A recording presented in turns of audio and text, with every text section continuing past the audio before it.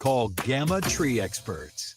The Mark Reardon Show. The man's got guts. He's got oranges the size of beach balls. I don't care what corporate media outlets say. I don't care what Hollywood says. I don't care what big corporations say. Here I stand.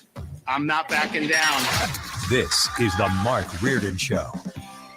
Well, good afternoon on a Wednesday, as there's like a ton of stuff going on. This is one of those days where I feel like we can do the roulette wheel of topics, right, Fred? Wait. We got to. I still haven't. Okay. I can't turn everyone's mics on. Sorry about that, Fred.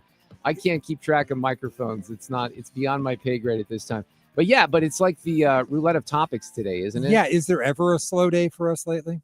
I don't think so. But here's what I would say, just as an American, as we get started here. And I think this is pretty important because gas prices are down. We're celebrating our independence, right? Our nation's independence this week. Gas prices are down. Butter's down. The stock market is in record territory. And damn it, we still have the right in this country to do freak-offs whenever we want because of the Diddy trial. Sue, are you up to speed on all that? Oh, I heard some of it. So some convictions, not all of it. Well, and they're going to announce here within a matter of minutes, they may just set him free. And what? Until sentencing, he's still going to be sentenced, but they may just let him go. I think the trend, Fred, isn't that what you've heard? Yeah, ankle bracelet maybe, but just not he might just get to walk out, and then he's going to be sentenced. But when I was listening to a lot of the coverage earlier, it didn't seem like anyone was seriously, predicting that he was going to spend any amount of time in prison that would be that's awful, along the lines of what we expected. Now, look, I kind of joked about how we have the right to freak offs. The question, I think, and Brad Young's going to address some of this, is some of this was consensual. I mean, there were second thoughts given in the aftermath of what might have happened, but in the foremath, is that a word, by the way? Before it happened, it was consensual, right? So, well, except you have to think about, were they so afraid of him that to say no would risk your life? Right. No, and I get that. So I'm not sure I call that consent.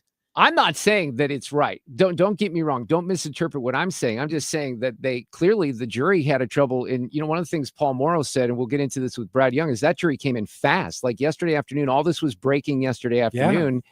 And we were given, I think that it's fair to say there were mixed signals on that. But there are a lot of questions. I think they probably wanted it over with, but that's just how long did this go on? Weeks? Yeah. Weeks, and we didn't, we didn't cover it for the longest time either. So, we don't, this is what I've said. It's really hard to get a handle on some of this stuff when you don't follow it on an everyday basis. True. No matter what the trial is, sometimes we've sat here and we've been very confused by some of the verdicts and things that have happened. And it's been, tough to get a handle on. Now, the bigger story today is the Kohberger case. Sue, are you dialed into what happened there? No, what happened today? This was the plea deal. So he goes into court and he's there with his team and he pleads guilty. And this is, wow. This kind of played a little bit more, I would say, like an opening statement in a trial, where they start the trial. Maybe even they had the opening statement ready to go because it was a situation where the judge allowed a few things to happen today. Kohberger was there. He did plead guilty. This is, this is the DA who at a certain point in all this starts to tell everyone, I'm not going to say the jury because the jury's not there. There is no jury, what the case is all about and the facts of the case. Defendant entered the residence, went to the third floor, and with a knife, killed Madison Mogen and Caitlin Gonzalez. The defendant, as he left that room, for whatever reason, ended up leaving, or the sheath for a K-bar knife was left on the bed next to Madison Mogen's body. The state's evidence would show that Xana Knodel was still awake at this time. In fact, had taken a DoorDash order not long before this started. Her room's not on the third floor. It was on the second floor on the west side. As the defendant was either coming down the stairs or leaving, he encountered Xana, and he ended up killing her, also with a large knife. Ethan Chapin, Xana's boyfriend, was asleep in her bedroom, and the defendant killed him as well. Now, this was interesting also. There's a lot of conjecture. We'll see what Brad thinks. We had Paul Morrow on yesterday wondering why this happened. Was there something with the DNA evidence? And again, it's not, they found DNA on the sheath of the knife. I think that they got that. But what they also did, and this is where Brad has thrown red flags on this before. So, Sue, we're always fascinated by this. And I think I'm okay with it, but you'll hear what Brad has to say. So if you go to the garbage can like they did, you get the DNA, right? That's fine. That's legal. You can do that. But then the FBI goes to 23andMe, for example. I don't know that it was that service, but that's one of the things that they do.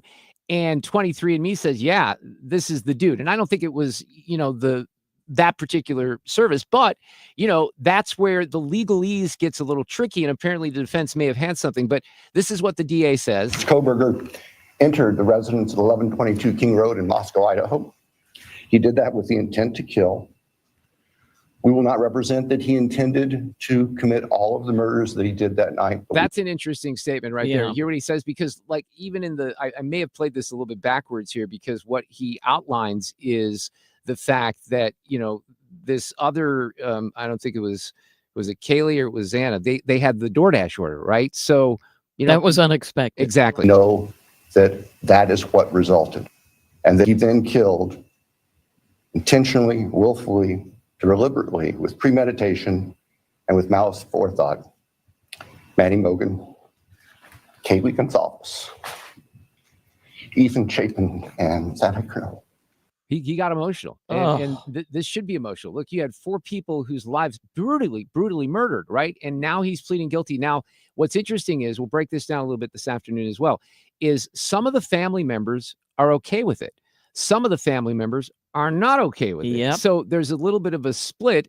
Some people are saying, look, you take the 4 murder convictions. Even I've heard legal analysts today say, you take the 4 murder convictions. How often do you get that anyway? And in case we've seen what's happened with Diddy. So you can go in with all the confidence in the world. The other thing is there's appeals and things that can be brought up, and then this drags on and on and on. But here's what happened with Brian Koberger. He sits there and he answers questions from the judge. Did you, on November 13th, 2022, enter the residence at 1122 King Road in Moscow, Idaho, with the intent to commit the felony crime of murder? Yes. Did you, on November 13th, 2022, in Latah County, state of Idaho, kill and murder Madison Mogan, a human being? Yes. And did you do that willfully, unlawfully, deliberately, and with premeditation and malice of forethought? Yes. Did you, on or about that same date in Moscow, Idaho, kill and murder Kaylee Gonzalez, a human being? Yes. And did you do that willfully, unlawfully, deliberately, and with premeditation and malice of forethought? Yes. And did you, on that same date in Moscow, Idaho, kill and murder Xana Kernodle, a human being? Yes. And did you do that willfully, unlawfully, deliberately, with premeditation and malice of forethought? Yes. And then on or about November 13th, 2022, again in Latah County, Idaho, did you kill and murder Ethan Chapin, a human being? Yes. Did you do that willfully, unlawfully, deliberately, with premeditation and malice of forethought? Yes. I mean, it was all very matter of fact. Mark. I thought the judge, by the way, Fred, I don't know about you, I thought the judge did a fantastic job guiding people through this. Well, this he morning. did. Are we assuming that he has admitted to this just to avoid the death penalty? I don't know. I think that's part of the question. And I'm not sure. There's a lot of things that are going to come, with this thing that we will never know. So the judge asks him this question. And do you understand the nature of the charges that you've been charged with, that I understand you're going to plead guilty today to? Yes. Are you pleading guilty because you are guilty? Yes. So he just says yes every time. At one point, he stood up and the judge says, because he had to be sworn in, and the judge said, Mr. Koberger, you don't have to stand up if you don't want to. And he sat there with his defense team and he just said, yes, yes, yes. No emotion, nothing like that. You can hear the emotion from the prosecutor, obviously, but nothing from Koberger. One thing that I found interesting, the judge said to him was, you realize by making these pleas, you're giving up your right to appeal at any time. Yes. Oh, And he said interesting. yes. But I don't know that it gives him the it still gives him the ability, if he wants to write a book, if he wants to do an interview, if he wants to do something like that. I think that's what pisses off some of the family members. Here's one of the fathers here. It's my daughter. It's our children. How can you say it's just when you haven't even talked to us? They told her it's not really about us. It's about their process. Just shut up and get on board and deal with it. That's really what they told us. Idaho's failed. They failed me. They failed my whole family. Okay, so but by the very same token, as I'm driving in today, I heard one of the attorneys for other family members saying, look, we accept this plea. We think it was the right move. So there is a split in the victims, and I guess they had to try to do the right thing. Now, Phil Holloway, a couple of days ago, you might remember, and we'll talk to Brad Young about this in a couple of minutes. Usually what happens is they do meet with the victims' families, right? And they say, look, this is what's going to go down. And, are you cool with this? Here's Nancy Grace talking about this. She's not very happy about it at all. Technical legal term, it's BS. I feel that the family was left out of the equation. I've got the letter that they sent the family. A letter? Really? A letter instead of a meeting? Listen, there is DNA, deoxyribonucleic acid, on the murder weapon sheath found under the dead body. What more do you really need? I find this weak. It sounds to me like somebody didn't have the spine to take the case to trial. I am confused by it. It does sound that way. I don't get it because, I do understand. Look, it'd be one thing if all of the victims' families were on the same page and they said to the prosecution, we don't want to go through all this. We don't want to have to be there. This is one of those trials that would have taken weeks, if not months, right? We don't want to have to hear this evidence about our own children, our brothers, our sisters, time and time and time again.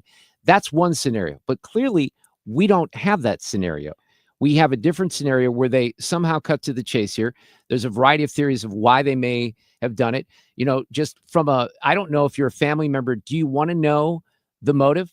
We want to know the motive because we're curious about this stuff and we love Dateline and all that other stuff. But Mark, how would you feel? One of your kids. Yeah, I'd want to know. Would you? I would want to know. Would you want this where there is no trial and you don't get to hear from him and it's just that's it? My gut tells me, this is real easy to say because it wasn't my child, but my gut tells me, no, I would want this to be on full display. And by the way, I'm a death penalty proponent, so I would want the death penalty. But Brad Young, who is our legal expert and often fills in on this show, he's going to guide us through this. You have all kinds of crazy stuff today. University of Pennsylvania caving to the Trump administration. So great. On Leah Thomas. Outstanding. I have great Riley Gaines audio, Paula Scanlon on that. We have the Paramount settlement too with Trump. So that's a big deal as well. All of that coming up here on 97.1 FM Talk. Traffic from the 97.1 FM Talk Traffic Center. Let's start with the good news for Illinois drivers. It's fine. Looks like they must have picked up the road work on eastbound 5570 near Exchange. Now, we do have some action out there. There is already a delay on northbound 270 headed for 70. We've got southbound 270 with slow pockets. It's pretty much from Page down through Doherty Ferry, but there's a break in the middle by the Clayton Road overpass. Westbound 70 fine out of downtown, but slowing at Highway A. And 64, some moderate volume at Hampton, but lines up Lake St. Louis Boulevard out through 70. This report brought to you by Jerry Kelly Heating and Air Conditioning. I'm Sue Thomas, and that's traffic on 97.1 FM Talk. The markets came over, we were having spaghetti when we suddenly noticed and we started getting sweaty. So we grabbed the keys and we ate it in the bed. That's what my friend said, call Jerry Kelly, man, JerryKelly.com. Give him a call, even though it's late, JerryKelly.com. Well, the Cardinals lost today. They got swept by the Pirates, but you can still go yard all baseball season long with Underdog's Champions game. It's a lot of fun. Download the app and you can play the Champions game. All you have to do is choose whether a player is going to go higher or lower on one of their stats. If you would have picked the Cardinals today scoring a run, you would not have won, but you can choose things like home runs, strikeouts, total bases, and a lot more. It's, as we like to say, a baseball term, playing on Underdog is a can of corn. All you got to do is have a little fun. Total bases. You could pick some things with Pittsburgh Pirates pitchers. I think you would have done quite well. You can play with as little as $1. If you get everything right, you can win up to 1,000 times your money. So download the app. That's how you get started. Maybe get to the weekend here with the Cubs series. You're going to feel better about the Cardinals. When you sign up, make sure you use the promo code MARKR. That unlocks a special offer of up to $1,000 in bonus cash when you make your first deposit. Again, the promo code is MARKR. It really is a lot of fun. It's so easy to play, and you don't have to just do baseball. You can do all the sports. Wimbledon, by the way, Sue, did you see the upsets at Wimbledon? No, I haven't looked at it yet. Oh my gosh, like Don't in the spoiler first alert. round. Okay, this happened yesterday. Oh, but okay. Lots of first round upsets of big names. That's what I'll say. Must be 18 plus and present in Missouri. Terms apply. See underdogfantasy.com/web/deposit -match-terms. Concern with your play, call 800-GAMBLER or visit ncpgambling.org. The number one fear of adults in retirement remains, will I outlive my money? The team at Ricken Financial want to help calm those fears with a complimentary income plan. This includes a deep dive into your retirement strategy to see what's working and where adjustments can be made. Call today for an initial no-cost income plan. 314-207-6211. That's 314-207-6211 or online at rickenfinancial.com. Investment advisory products and services made available through Impact Partnership Wealth, LLC, IPW, a registered investment advisor. Attention. Have you racked up $10,000 or more in credit card debt? Are you barely getting by making minimum payments? With credit card debt reaching all-time highs, National Debt Relief is notifying consumers about significant debt relief options currently being made available to help those with overwhelming credit card debt. These options may reduce a large portion of credit card debt for those who qualify. You don't need to declare bankruptcy or take out a consolidation loan, and you may only have to pay back a fraction of what you owe, even if you have bad credit. National Debt Relief has already reduced the credit card debt for more than 550,000 consumers. So don't wait. If you owe $10,000, $20,000, or even $100,000 in credit card debt, you can now take advantage of this financial debt relief as the cost of living continues to skyrocket. To check what debt reduction you may qualify for, call 800-355-8282. That's 800-355-8282. Again, that's 800-355-8282. Hi, this is Steve Butts with the Crawford Butts Insurance Agency. I know we're all experiencing sticker shock when you get your insurance premium. Now more than ever, you need an independent insurance agent to find the best value for your family's insurance needs. Crawford Butts, family owned and operated for more than 60 years. Please give us a call at 314-752-2500 or at crawfordbutts.com.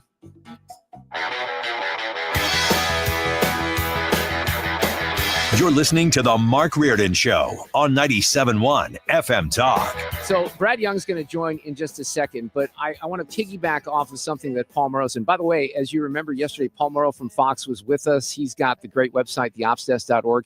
And the only thing that he told Fred when we set it up is, unless the Diddy verdict comes in, and like during the interview, the Diddy verdict comes in. But, the question, as we indicated with the Kohberger situation, is, why did they do this? Like, why would the prosecution do this if not all the families were on board? So Paul Morrow, and he mentioned this yesterday, maybe there's DNA concerns, right? Generally, the rule is nationwide in every state and even federally that if you leave garbage at the curb, it's abandoned and it's fair game. You only have to get a search warrant in situations where it's inside a house, etc. Where you might, though, but your antenna are firing off accurately, because where you might have had trouble is the initial scrub of the DNA that they did. Once they got the touch DNA off the hasp of the knife sheath, they sent it into the various commercial companies that store DNA profiles from people who have used those commercial companies. And my understanding, according to the reporting, is that it was the FBI that took charge of that, and they sent it in as a client and not as law enforcement. So that's where, been a theory. that's maybe where you get in trouble. Let me welcome Brad Young into the fray here this afternoon. Hi, Brad. On that point in particular, you've mentioned that before as something that you're not comfortable with, right? Right. Because listen, if there's anything wrong with the DNA was certainly the strongest evidence with Kohberger. There was a lot of other evidence, like the cell phone pings, with the cell tower of him making dry runs by the house. I mean, there was just an overwhelming amount of evidence. But when you boil it all down, I think the real issue here isn't that they took a plea deal, because you're always going to want to take a plea deal to get life in prison, right, just to avoid the uncertainty that a cockamamie jury doesn't go your way. Yeah, exactly. The main issue that I have is that the prosecution did not require Kohberger to explain why he did it, how he did it, and what was the motivation for him doing it. Listen, prosecutors can require, it as part of a plea deal, that you dress up a clown and sing Howdy Doody songs. Okay, you can require anything in conjunction with the plea deal. And yet the prosecutors, I think that's where they dropped the boat, because these family members need closure. They need to know, why was my child killed? Why? I know you're a monster, but why did you do this? So and they're being deprived of that just because the prosecutors failed to require. Okay, so I indicated there's a split in the families. Not all the family members think this was a bad deal. There was a defense attorney, and I can't keep track of the names, and I apologize, because those are the people who are important, the victims here.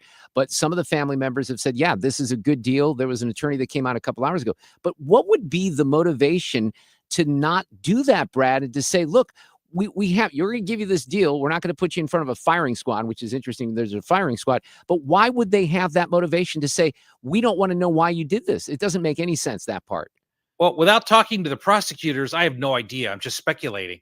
Maybe they didn't realize they could do it. I mean, these are Idaho prosecutors. How many times have they been in these types of situations? We don't know. But listen, I know a lot of the people here are complaining that they took a plea deal. I really don't have a problem with it, especially when you look at our modern death penalty situation.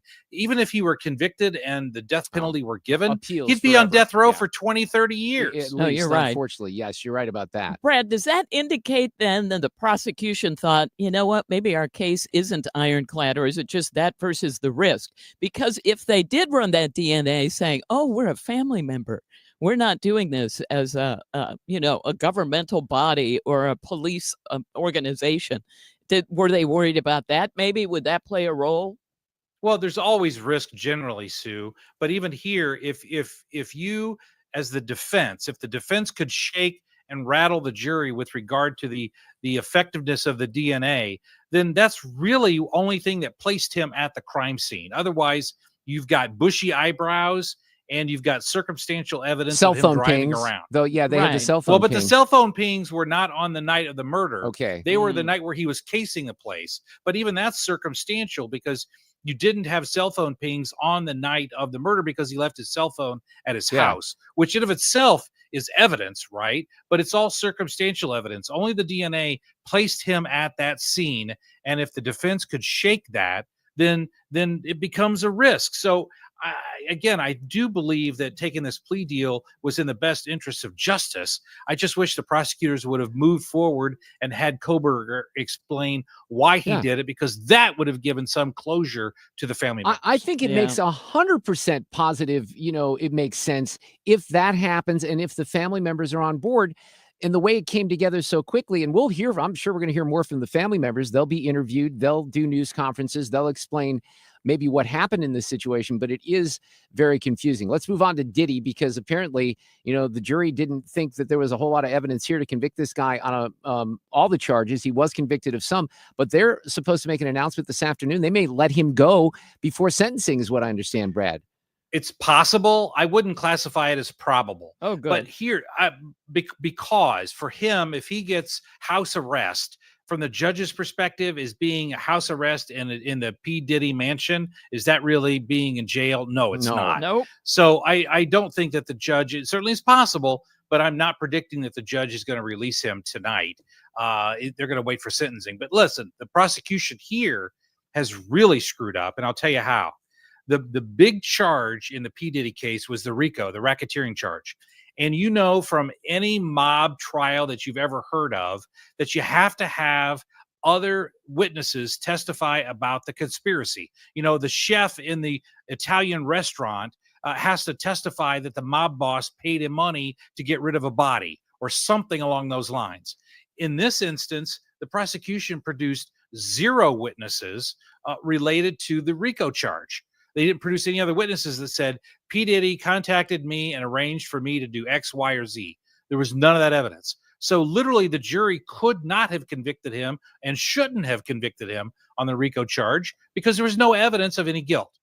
That really, if they would have put together more witnesses on the witness list to testify about the conspiracy, then Diddy would have been locked up for life. Don't you think, and I said this in the open, it's very difficult. And I've covered trials before, way back in the day. I've been through like the very opening statements, through closing arguments, through the jury coming in for murder trials in Columbia, Missouri.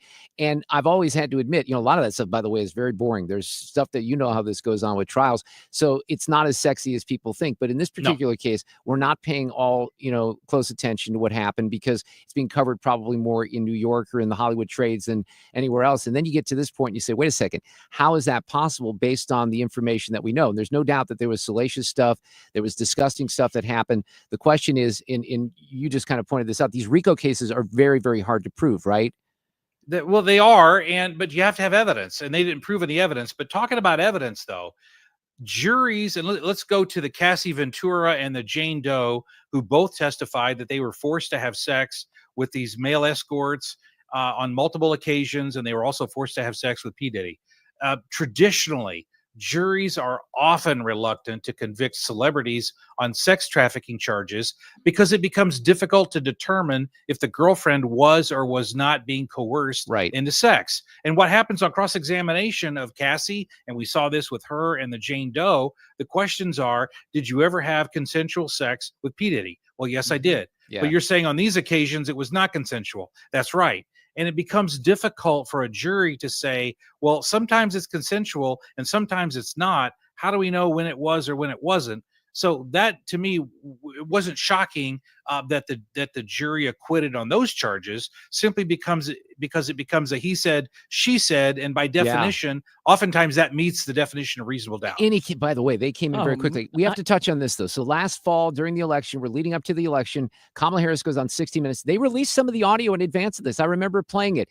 And then they play some on Face the Nation, but they edited it in a very convenient way. Well, let's start with October 7. 1,200 people were massacred. 250 hostages were taken, including Americans. Women were brutally raped. And as I said then, I maintain Israel has a right to defend itself. We would. And how it does so matters. So, basically, I don't want to play all the audio there, but Trump takes issue with CBS News airing two different portions of the response to the question about the Middle East. And, he sues. He gets $16 million, part of which will be allocated to his future presidential library and plaintiff's fees and costs. How was Texas Congressman Ronnie Jackson a part of this case? Because the story that I saw said that neither Mr. Trump nor his co-plaintiff will directly be paid as part of the settlement. I don't really know. I mean, I understand that he played a role in it, but I'm not exactly sure why Congressman Jackson. I'm not sure. But on that particular, I mean, everyone kind of saw this coming, right? That they were going to settle this lawsuit. Yes, and first of all, as I like to always say, since a big part of this settlement is going to go to pay the lawyers, my wife says it's always good when the lawyers get paid. So that's my standard comment. But getting to the merits of this, it does show that the media can be held accountable when they purposefully and knowingly slant the news in order to support their own political agenda. And I'm certainly glad that 60 Minutes was held accountable here. By the way, 16 million is a little less than the 20 billion. He's initially sought $10 billion in damages, and then he upped it to 20 billion in February. I guess he'll take the 16 billion because he wins yet again. I mean, look, he's scoring victories. I don't know if he's going to get the big, beautiful bill passed into his desk this week, but there's no doubt that he's scoring victory after victory. Brad, I appreciate your help this afternoon. Always great. Yeah, thank you. Very quickly, though, you said billions. He only collects about 16 billion, maybe up to a million. It may be up to 30 million. He was demanding in the billions, but the settlement is in the millions. Yeah, right. I didn't know if I made that. Maybe I misspoke there, but I appreciate it. Thank you, Brad Young. Traffic from the 97.1 FM Talk Traffic Center. Accident on northbound 270 just south of 70. I just posted this on X if you would like to see what I'm talking about at Susan6768, but the right lanes are blocked, and we've got a tow truck on the scene. Hopefully it won't be too much longer. They're now only in the two right lanes. Now southbound, we've got slow pockets, and that is from Page pretty much down through Doherty Ferry, and then things are fine. We do have volume westbound 70 out at Highway A through Wentzville. 64 looks good until you get out through about Highway N, slowing out through 70. And finally, we look good headed into Illinois on the bridges downtown. This report brought to you by the Diamond Shop. The Diamond Shop, making St. Louis sparkle for over 100 years. I'm Sue Thomas, and that's traffic on 97.1 FM Talk. Do you need new windows? If your windows have leaks, your window frames are deteriorating, you have problems with condensation, your windows are difficult to open and close, you want windows that block more outside noise, that's always helpful. If you have your neighbor that's cutting the lawn at 7 a.m. in the morning, or Sue was complaining about leaf blowers the other day, that could help there too. You got to trust a very big company here in St. Louis. That's Banner Construction. They are a Pella certified contractor with decades of experience with Pella window installations. So if you're looking for windows for new construction, if you're building a home, if you're looking for replacement windows, you cannot do better than Pella windows. And I always like to highlight in 2025, they're celebrating their 100th year in business. Banner just celebrated 30 years in business a couple of years ago. They also specialize in James Hardy fiber cement siding. They're a great company. I've become very close with Bill Kaufman. Bill and Sam P run the company. They're proud of the work that they've done. Just go online and see some of the things they have to offer. And if you have a project, they're offering you a free in-home design consultation.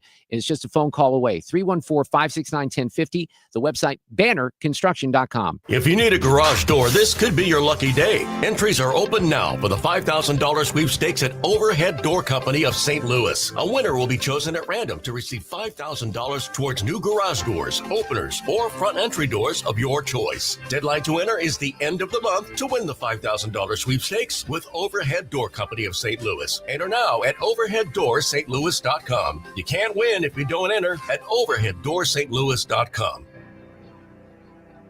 It's time for a $98 AC tune-up. And this portion of the show is sponsored by Jerry Kelly Heating and Air. A little controversy for your afternoon. The Mark Reardon Show. All my predictions on the big, beautiful bill have been wrong up until this point, but I do think that they're still up against it. You have Chip Roy as a holdout, and then a couple others. Jason Smith, the chair of the House Ways and Means Committee. Look, that is the tax writing committee. He played a huge role in crafting this legislation, getting it through the House, and passing it to the Senate. He was on Fox earlier today. Is it going to pass this week? Look, they still want this passed in the House in the next couple of days so the president can sign it by Friday. We definitely will.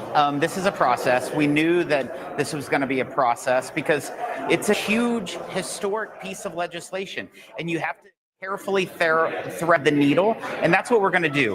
What we're voting on right now, as you see on the board, is an amendment to the overall rule, and then the next vote is the rule that we'll be voting on, but we'll have the votes and pass it.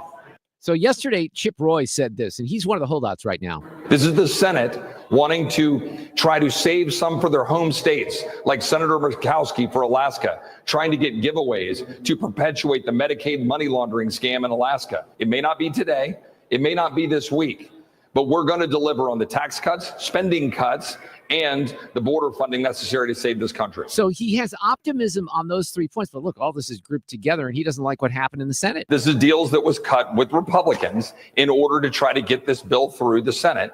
And it is going to undermine the good things we did in the House to deliver on the president's agenda. All right. The president wants the tax cuts. He wanted the Green New scam terminated. We need it all. And I think we're going to have some more work to do after this week to get this done. All right, David Strom from hotair.com is with us this afternoon. Chip Roy's sounding like, no, this is not going to get to the president's desk. David, do you think that this will get to the president's desk by the 4th of July? Jason Smith is very confident. I didn't think they'd get it through the Senate. They got it through the Senate. So I've been wrong about a lot of these things leading up to this point.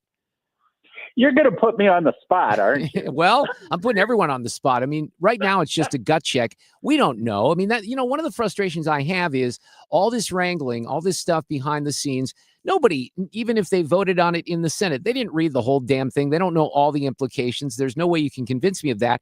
And the House members are just trying to get something across the line. Now, I think it does indicate that Trump's got a pretty good grip on these guys. He had people over to the White House. He was, doing some backdoor pressure here this afternoon, but I don't know what's going to happen because you put that deadline on. Trump seemingly, David, a couple of days ago said, well, he seemed to loosen up on the July 4th thing, but they want this victory before Independence Day. There's no doubt about that. Oh, I think that's true. And here's my prediction. They're going to pass something. Trump is going to declare victory, and it will take us about 5 months to figure out what's in it. And when I say us, that includes everybody, including congressmen. The way Right, these bills, right. the way these bills are put together, I worked in the Minnesota legislature for a little while, is you've got all these little groups and staffers who basically cut and paste stuff and throw it in the bill. Nobody has any sense at all about the comprehensive parts of it, which is why, in the Senate, people were saying, I don't know how that got in there. Right. You don't know. Yeah. I don't know. And, it really is, whenever you have a big bill, and this is essentially an omnibus bill, nobody's got a clue what's in it. And, it's watching the sausage made with the pig's lip and, the other unappetizing parts. You can, what I've said from the beginning, and I think you and I have talked about this, you can say, and you can have a gut reaction. Elon is calling it, GOP is the Porky Pig party right now. There's a lot of things in here that I question. I wonder, and I don't even know the answer to what they did with some of the green energy, incentives, because I was told that they put some of that stuff back in that Republicans in the House did not want in. But what happens in a situation like this is you have to, especially in this particular case, you got to pass something, get something across the finish line, or everyone's taxes go up. So no, that's 100% right. And if I were a congressman, I would sit down, have a long drink with Thomas Massey and Chip Roy, and basically tell them, I'm 100% with you. I agree with everything you say, but I'm going to vote for the bill because the alternative is worse. The alternative is massive tax increases. And I'll tell you, the one place where Elon Musk is wrong is that, it is true that the deficit is going to go up, but most of the increase in the deficit is just the expansion of the tax cuts, and 90% of it's the Washington math, right? Yeah, I pointed this out yesterday in the New York Times. They have this big graph of where all the spending occurs. And the line goes all the way across the page, and it's simply on extending the tax cuts. So that's just what happens with Washington. Same thing with Medicare and Medicaid, rather, because what happens is, and this is what's frustrating, sometimes what they do is they try to say, look, we're going to go back to the 2020 spending levels. In this case, they're not even doing that. They're still increasing the spending for Medicaid.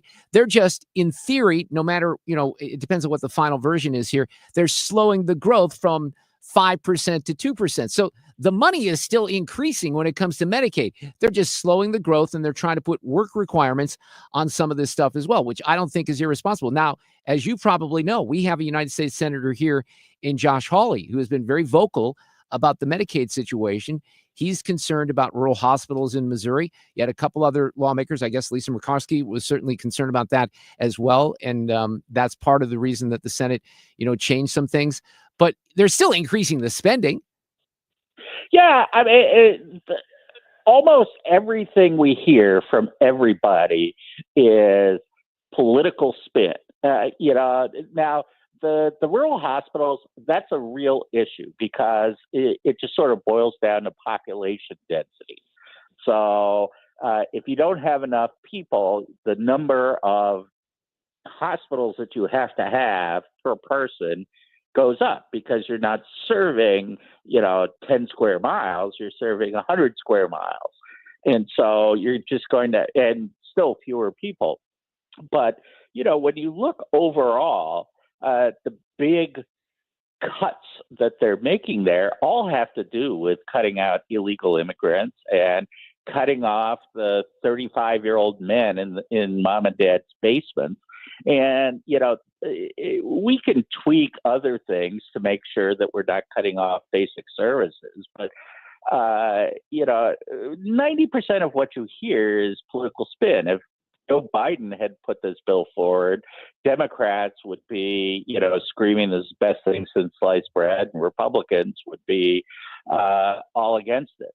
One of the things I think that's gets frustrating to me. I remember having conversations with Paul Ryan about this back when he was, the House Ways and Means Committee. Why can't we ever get back to, this is what I think a lot of people are thinking out loud. All right, let's extend the tax cuts. Let's not do an omnibus bill. Let's just focus on that. Let's not worry about this other stuff right now.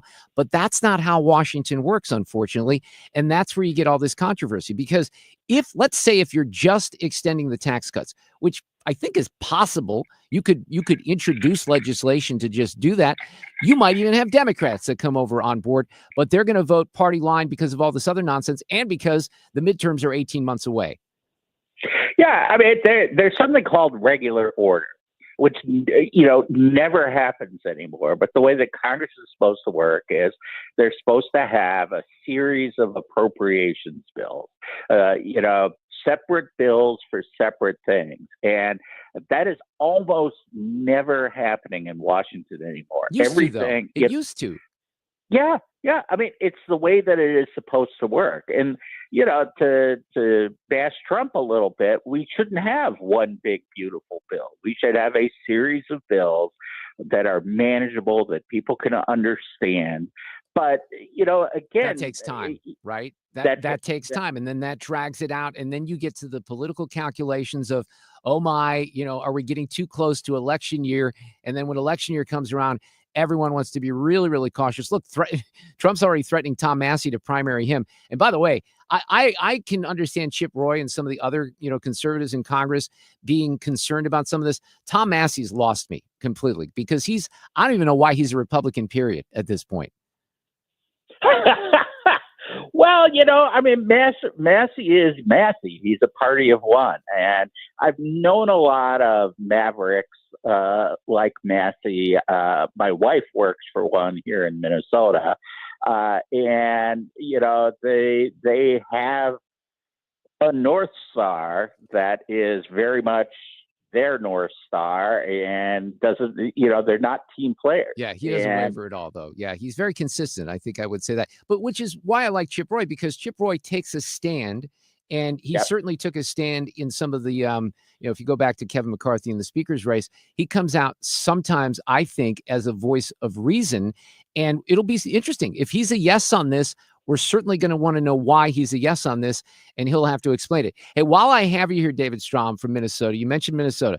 I was off a couple of weeks ago. What happens with a lot of the big stories, I'm even going to ask my friend John Ziegler about this later this afternoon, because there's questions about why they're not really rebuilding the Palisades very, quickly in the aftermath of all the wildfires. So we get all that coverage earlier. A couple of weeks ago, you had the terrible, I would just call them assassinations. I know that your wife, as you indicated, works in the legislature. Has there been any new additional information on those shootings from a few weeks ago or not? Because we certainly don't get it here in Missouri. Yeah, I was asking my wife about this because I pay more attention to the national news than the local news. And I was telling her, it disappeared. She said, well, there's stuff in the local papers. And the problem is that, as you would expect, the guy was not politically motivated. He was a loser and a nut. And, he's one of these guys who always wanted to be important. He never was, even, the things you heard about him working for Tim Walz. Well, that just turned out to be he was a volunteer on a state committee, which is all about a prestige thing. He's a guy who volunteered. So it disappeared because it didn't fit a narrative. Everyone wanted to put the blame on someone else when it turned out, as it usually does, that the guy just was a nutcase. Yeah. And well, we have a lot of those, right? We had one in Idaho this week, unfortunately. They're still out there. Yeah, well, I mean, we're a country of 330 million people. And even if it's 0.01% of people who are, just totally schizo nuts, that winds up being a lot of people. That's still a number. There's no doubt. David Strom, have a great Independence Day. Always appreciate having you on here, and we'll talk soon. All right. Thanks. I'm going to get into the Penn settlement also, or what they agreed on Leah Thomas, because that's fascinating. Riley Gaines weighs in. It's coming up next.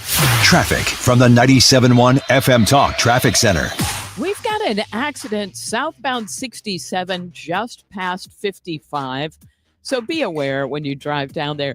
Now, they've cleared the accident. Northbound 270, a little south of 70. Traffic there is still unwinding. It hasn't completely yet. And southbound in that area is a slow go.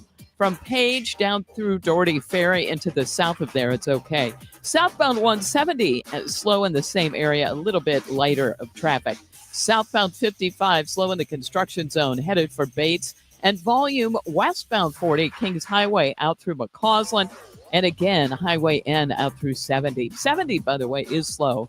Highway A out through Wentzville. We look great if you're headed into Illinois on the Poplar Street Bridge. This report brought to you by Point with an E Pest Control. I'm Sue Thomas. That's Traffic 97.1 FM Talk.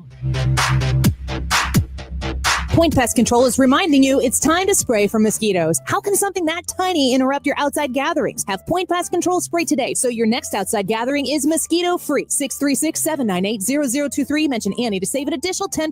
PointPestControl.com. We had a great conversation with Susan L. Ward, who's an awesome sponsor here at 97.1 FM Talk. She's got a brand new office that she's particularly proud of at the location near 270 in Manchester in De Pere. Now, look, I've always put it this way. I hope you don't need the help of Susan because these are very, very tricky, very tough areas of law. She's a divorce attorney primarily, but it's a family practice attorney because that encompasses a lot more than just the end of a marriage. And you could be in a situation where it's a high asset divorce and you have to divide property. Maybe there's custody issues. I asked her about this because one of the questions we asked the other night is what percentage of cases go to trial?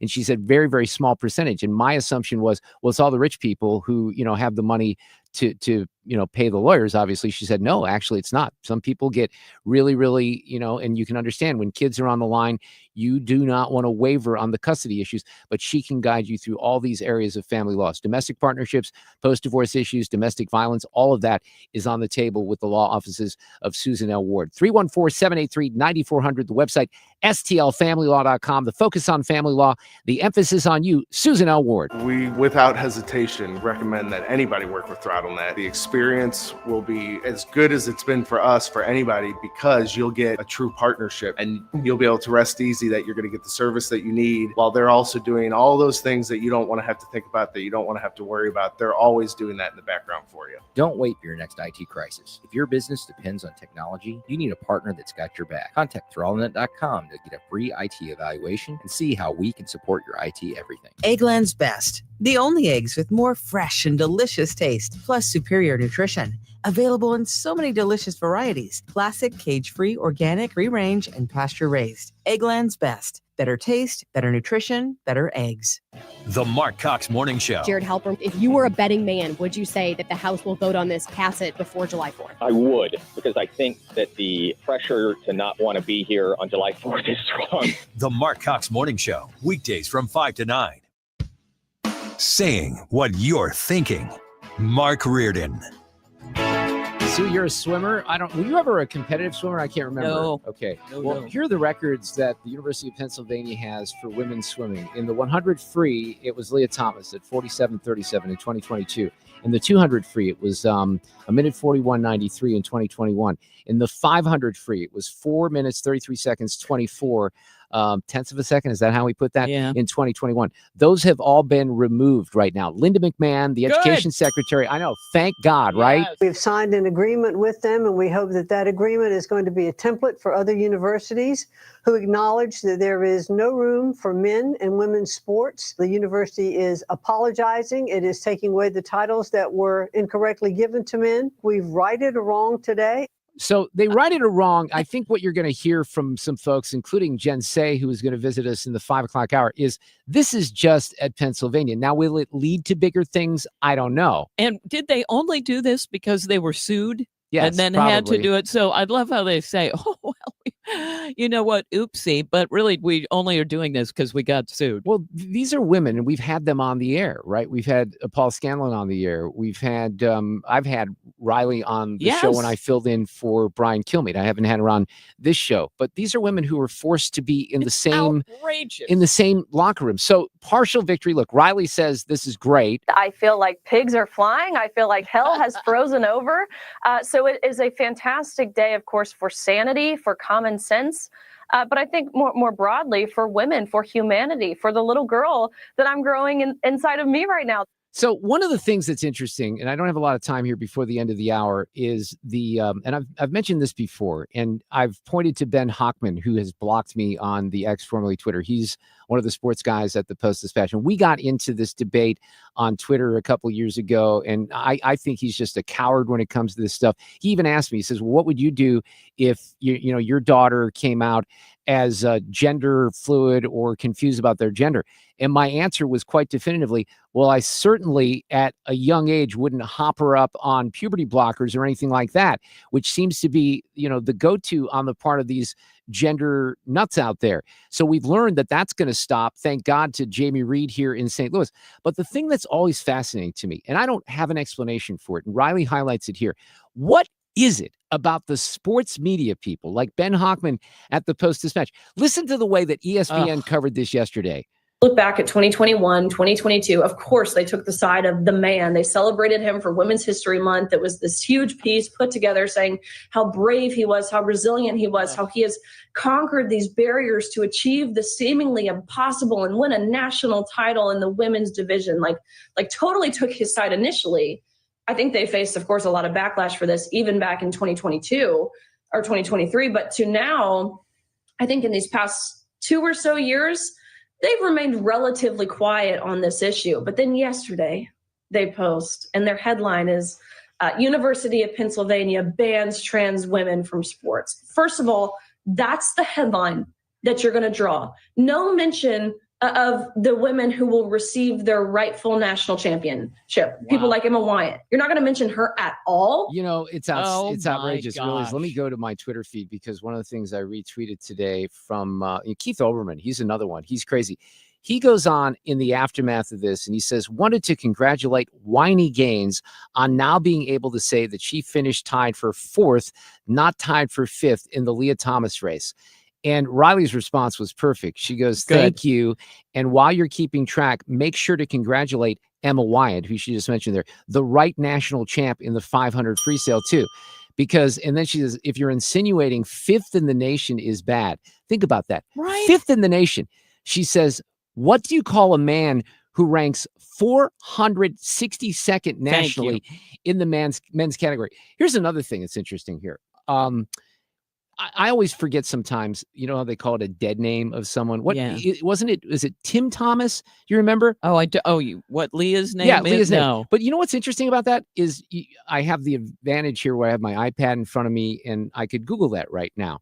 And when you Google that, you can't even find, this is what happens with these social media crowds. You can't even find the answer to that. Like if you go to Wikipedia right now, it's actually Will. Now I had to scroll down, but if you go to Wikipedia on Leah Thomas, they have nothing to say about, the dead name.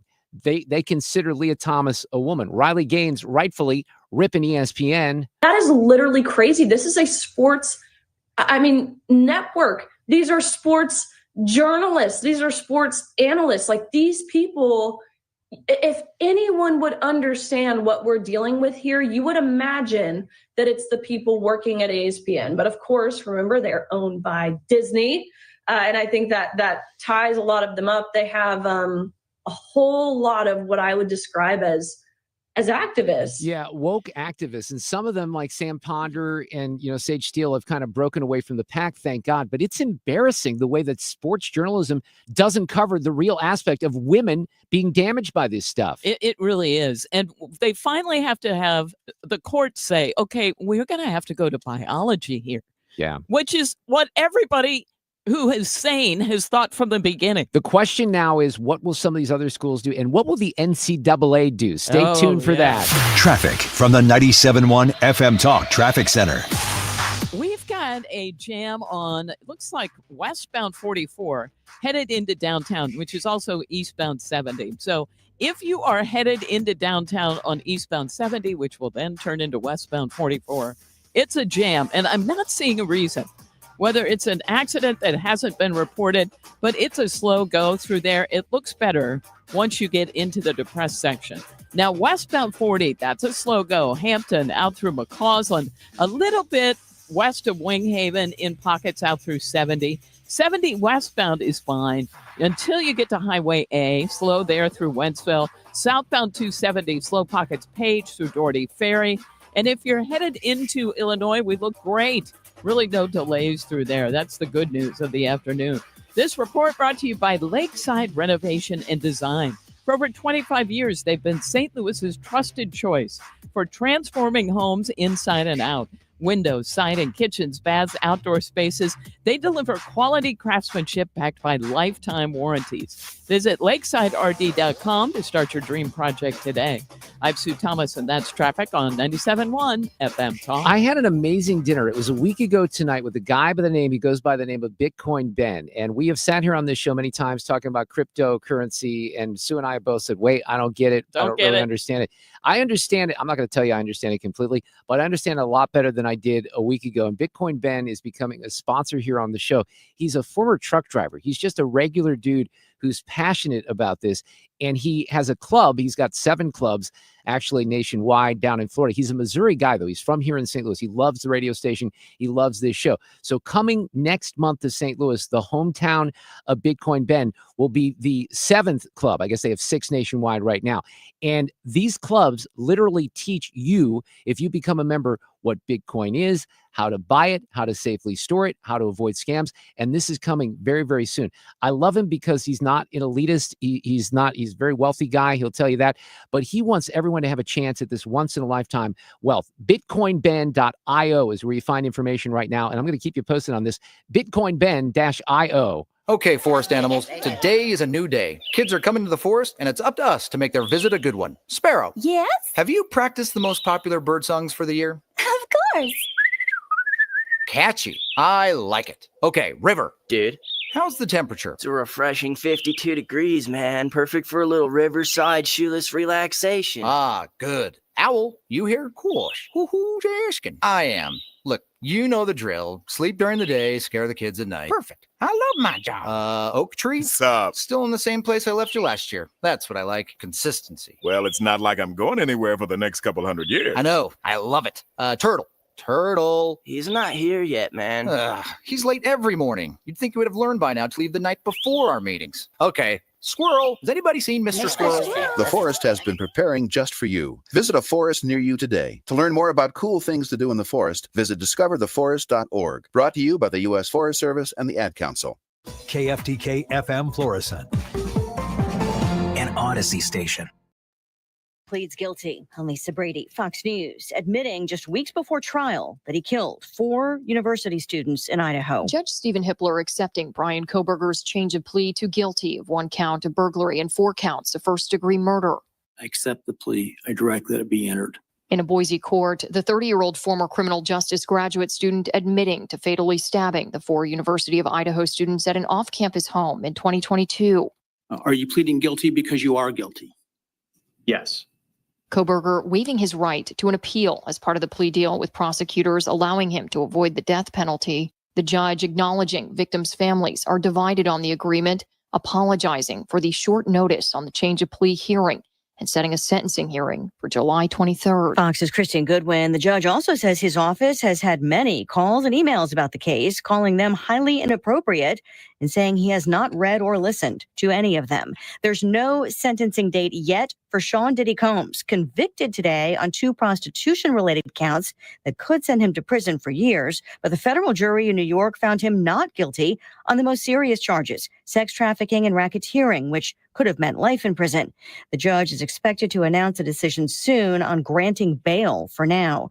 President Trump and House Speaker Mike Johnson meeting with some Republican holdouts on what supporters call the big, beautiful bill. We can't make everyone 100% happy. It's impossible. This is a deliberative body. It's a legislative process. By definition, all of us have to give up on our personal preferences. Johnson still hopeful of getting final passage this week, but the House is stalled on a procedural vote before it can move on to debating the version passed by the Senate. Democrats say that bill will hurt working families, the president insisting it will help them by spurring an economic boom.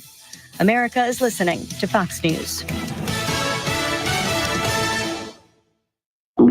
Oh no, stomach issues again? Stomach issues? Who are you? Your pancreas. I could be the real reason for your diarrhea, gas, bloating, stomach pain, or loose oily stools. I thought it was my stomach. People often do, but any of these symptoms could mean having a condition called exocrine pancreatic insufficiency, or EPI. With EPI, the pancreas doesn't release enough enzymes to break down food, but EPI is manageable. Use the symptom checker on identifyepi.com and speak with your doctor. That's identifyepi.com. Sponsored by AbbVie. Did you know you can get your prescriptions for less at your local pharmacy? You can with GoodRx. It's the free app that can save you money on your medications. Just search for your prescription, choose the pharmacy and the price that works best for you, and then show your GoodRx coupon to your pharmacist at the drop-off counter. GoodRx works at over 70,000 pharmacies, including Walmart, Rite Aid, and Walgreens, and it works whether you have insurance or not. It's easy to save. Next time you drop off your prescription, check GoodRx. To start saving today, go to GoodRx.com. GoodRx is not insurance. Air Comfort Service, heating, cooling, and insulation, weather. Lots of sunshine. Still have to call it comfortable humidity-wise. 89 for the high. Tonight, clear skies. Another delightful evening. 69 for the overnight low. On Thursday, sunny skies. A slow build back in the humidity as we go through the afternoon. And let's warm it up a couple of degrees. 93. Thursday night, clear skies. 73. Hot and humid for the 4th of July. This is 97.1 FM Talk. Chief Meteorologist Dave Murray. Hey, it's Tom Ackerman. Where do you go for your annual eye health examination? Ophthalmology Associates, of course. Doctors Greg Birdie and Ranjan Malhotra. Dr. Robert Bersati, he's the one I saw. Or Dr. Andrew Royer. They are available to you and are there to take care of all your vision needs at Ophthalmology Associates. They're on Manchester Road, a half mile west of 270. Your vision is their business at Ophthalmology Associates. In fact, many of their patients are doctors themselves. That's why they call themselves the doctors, Ophthalmology Associates. Are your eyes itchy and scratchy? It could be more than just allergies. They're the leaders in dry eye diagnosis and treatment. They're the leaders in LASIK and discussing those procedures. And if you're having difficulty reading or driving at night, you have glare from oncoming headlights, could be early signs of cataracts, and they can talk to you about multifocal lens implants. Ophthalmology Associates, youridoc.com. Stop everything you're doing right now and ask yourself, are you currently receiving steady paychecks? What about when you're retired? Will you receive a monthly check to cover your expenses and also have some fun? Marvin Mitchell and the team at Compass Retirement Solutions calls this mailbox money. It's a monthly check you'll receive throughout retirement. They don't want you to worry about if the money will show up or how much money you'll receive. The only thing they want you to think about is how to spend it when it arrives. Find out how to get enough money in your mailbox every month when you're retired. Call Marvin Mitchell and the Compass Retirement Solutions team at 314-373-1598 to start working on a plan that can help you create the monthly income you'll need in retirement. Call 314-373-1598 right now and schedule a visit with Compass Retirement Solutions. 314-373-1598. Firm offers insurance services, investments, and services offered through Compass Retirement Group, a registered investment advisory in Missouri and Illinois. This hour of the Mark Reardon Show is sponsored by Gamma Tree Experts. Your trees deserve the best care. Call Gamma Tree Experts. Making your afternoon a little hotter. Mark Reardon on 97.1. Speaking of that, we often say, why the hell do we want it hotter, especially in the summer? It was relatively nice this morning. Sue, you out in the morning? Well, I was up, and Man. it was 68.2 degrees in our front bush. That's pretty good for July, I Yeah. would say, given the nature of what we had in the last couple of weeks. So we get a little relief here, at least for a couple of days. Fair St. Louis is coming up. They call it Celebrate St. Louis. Tim Meers is with us this afternoon to talk about some of the highlights. Hi, Tim. How are you? Welcome back to 97.1 FM Talk. Well, thanks for having me back, and very glad to be here. I want to play the Superman theme because I was unaware of this. Sue, do you know about the drone show that's going on What? with Celebrate No. St. Louis? So this is in kind of association with a hometown hero, James Gunn. It was a great filmmaker, Guardians of the Galaxy, did a lot of movies. He's got Superman coming up a week from today, I think it opens technically. And you guys are doing a cool drone show for Celebrate St. Louis. Tell us about that. Yeah, we're super excited to bring a show of this magnitude the first time downtown St. Louis on the 4th of July. We're going to see a great drone show, sponsored with Warner Brothers Productions, as you said, highlighting the Superman movie. I think we're going to see we're going to see Superman fly across the sky right there in front of the arch. That is so cool. We've seen some of these, I think, at the Super Bowl and some other big events. It's kind of amazing. Fred, we've even had a drone expert come on here and kind of explain how it works. Tim, can you explain a little bit more about how it works, how many drones are involved, what the visuals will be? Is that what it's going to be? Superman basically flying over the arch?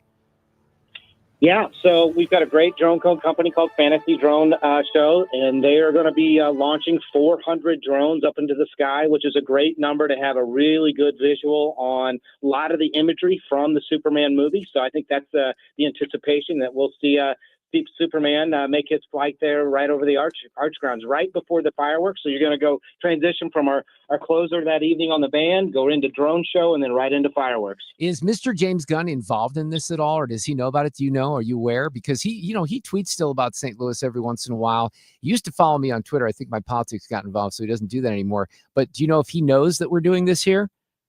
In fact, he does. Yeah. He was part of the team that reached out to us initially several months ago, and you wanted to see if this was possible, and we were really pleased to be able to work with him to make it happen. I love That's it. awesome. I thought maybe the answer would be yes, because he still cares a lot about St. Louis. He All does. right. So we some of us go way back to the VP Fair and seeing Elton John dressed up as a cop. And, I was on the stage. This is one of my great memories. I was on the stage with Chuck Berry at a VP Fair when I was just like 18 years old. But now this is kind of morphed into something a little bit different. Celebrate St. Louis. What else is going on? It's different than a lot of us remember, right? Well, I think what you'll find is a lot of things that are familiar because we're down on the arch grounds. We've got a great stage right there at the bottom of the grand staircase that's going to be framed by the Gateway Arch, of course. We've got a great 2 nights of music. We've got Russell Dickerson that'll be closing the night out on the 3rd, and Gavin DeGraw will be our closer and headliner for the 4th. We've got a couple really other good bands that people are very interested in. We got Stir that'll be coming in, which is the St. Louis local favorite. And then Steve Ewing from The Urge. He's bringing part of his band who will also be performing. Ooh. And one of our staff favorites, we've got Dazed and Confused that'll be opening the night up with the music. Give the website out if people want to know the entire schedule for this weekend. Sure. So you want to go to celebrateStLouis.org, all spelled out, and that's going to be your best place to kind of know before you go where to park, the best way to get in, prohibited items, things that we sell, beverage, food. We got Sugar Fire, Steve's Hot Dogs, great food down on the riverfront as well. Nothing against a good fireworks show, and St. Louis always does a great fireworks show, but I'll tell you what, the drone show really intrigues me, and I think that's going to be fascinating to see. Hopefully, it'd be great to get some national coverage on this. I would expect that maybe might, right? Well, we are. We've got a couple different national syndicates that will be down here. And just so the audience knows, we are one of the top 10 fireworks displays in the United States. Awesome. I'm not surprised by that. Tim, thanks a lot for giving us the update here this afternoon. Thank you so much. One of the other, I want to zip through a couple of things. One of the other 4th of July traditions is the Nathan's Famous hot dog eating contest. Oh, yeah. Joey Chestnut has been in the studio with me a couple of different times. Jane and I even at one point did a hot dog eating contest. She beat me by, we each got about a half hot dog down. That was it. Like Joey puts like 22 or 23 down in 2 minutes. We barely get any down. But remember the story from last year, right? Yeah, he couldn't do it. He could not do it. He is back in. I don't know the circumstances of this, but this is George Shea. George Shea is the guy who is the announcer. He's basically the guiding force, if you will, of the Nathan's Famous hot dog eating contest. He's been on the show many times. He created this for me many years ago. I think we still use it in one of the show opens. It's go time. It's go time. It's go, no go, lock and load, love him and leave him, smoke him if you got him, see him when I see it, because it's time for Mark Reardon time. I love it. Now, we had him on last year. He was very diplomatic about Joey. He didn't rip Joey at all. There was some sponsor issues. I can't even remember the context of the whole thing, right? Joey was working for that sponsor that was not real meat or that sort of thing, and they didn't want him in it, but somehow this year he's in it. Well, he will explain that to us a little bit later this hour, and that'll be a lot of fun. I want to do one music thing very quickly because, and Sue, I think this basically applies to you more than Fred because, well, I'll explain in a second. So there's a bumper music piece that I played, and one of my favorite songs right now is by an artist that goes by the name of Joe, but it's spelled DJO, all right? Yeah. So it's Joe, and this song is called Basic Being Basic. Quick example, cause you wanted the hits. I think you're scared of being. I love the hook on this here. That's ironic. So I'm in my kitchen the other night, and I'm playing some music, and my son from Chicago is here, and he hears that song. I'm like, yeah, I really like this stuff from this Joe guy. Do you know who that is? No. It's the dude who plays Steve in Stranger Things. What? His name is Joseph David Keary. My beloved Steve. Yes, this is Steve. And by the way, that's I not the still think only that good music song. isn't the best. Well, I like it a lot. It might not be up to you. If you heard the whole song, lyrically, it's really a brilliant song. And this is a different one. So I like the dude. You go, Steve. And here's the thing about it. Typically, my response is, what's funny is I heard an interview with him a few weeks ago on SiriusXM, but I didn't make the connection. I thought it was Finn Wolfhard, one of the other guys. Yeah. And my reaction was, oh my God, here we go. Another actor who wants to be a rock star like Kevin Bacon. And it hasn't worked out. Even Kevin Costner, who came in one time and he forced me to play one of his songs. And he was very happy I played one of his songs. It wasn't that great of a song. So it does kind of annoy me when actors want to become rock stars. Yeah. But Steve, I think if you heard the entire song of Basic Being Basic, it is a little different alternative, but the lyrics are incredible and the hook is really good on that song as well. But I felt so, maybe the word is old, because I didn't know it was Steve from Stranger Things. And I think he's pretty good. And he's one of those guys that's blown up right now because Basic Being Basic is a hit. And that other song I played is called End of the Beginning. So there's a lot of people that booked him for shows. I don't know if he's scheduled to come to St. Louis, but what happens is when an artist blows up like that, you have them at a particular venue, and then the interest level is so high, the demand is so high, they move them up a step. So, for example, let's say they booked him at the Duck Room or Del Mar Hall, and then all of a sudden, wow, he's this big. If the date's open, he's going to play at the pageant. That's what's happening with Steve from Stranger Things. Then by the time we see the show in November and December, Steve from Stranger Things is going to be like 40 years old, right? Yes. Yeah. Traffic from the 97.1 FM Talk Traffic Center. Accident downtown, eastbound 70 before Tucker, and it's blocking the two right lanes. That's what's happening down there. And we have a jam behind it. Accident southbound Lindbergh, south of Union. And we've got some volume northbound 170, especially from the Rock Road through 70, also headed for 64.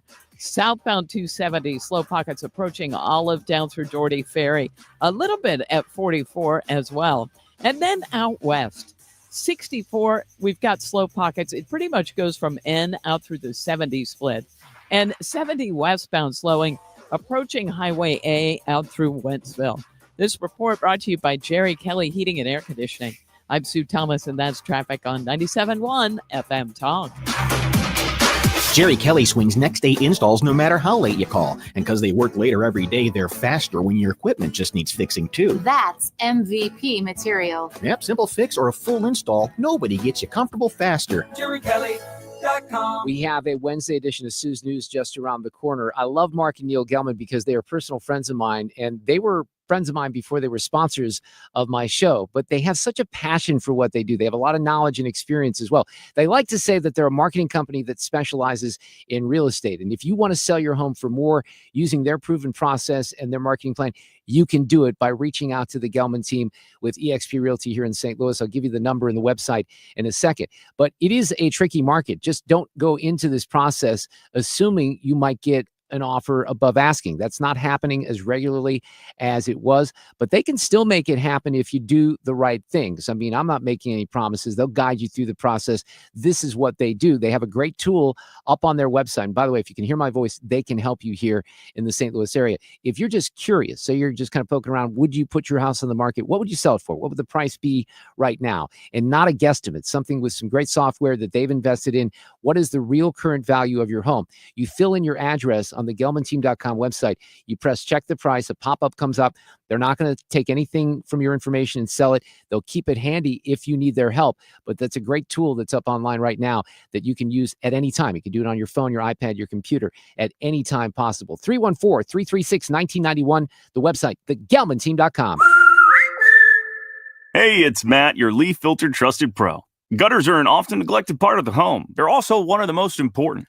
Clogged, overflowing gutters can cause serious problems like foundation damage or basement flooding, which can cost thousands of dollars to fix. Let's face it, cleaning gutters yourself is not only a hassle, it can be dangerous.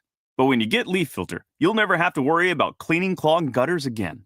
Get started today by visiting leaffilter.com/radio to schedule your free inspection. If you decide to move forward, We'll professionally clean, realign, and seal your gutters before installing our patented stainless steel micro mesh system.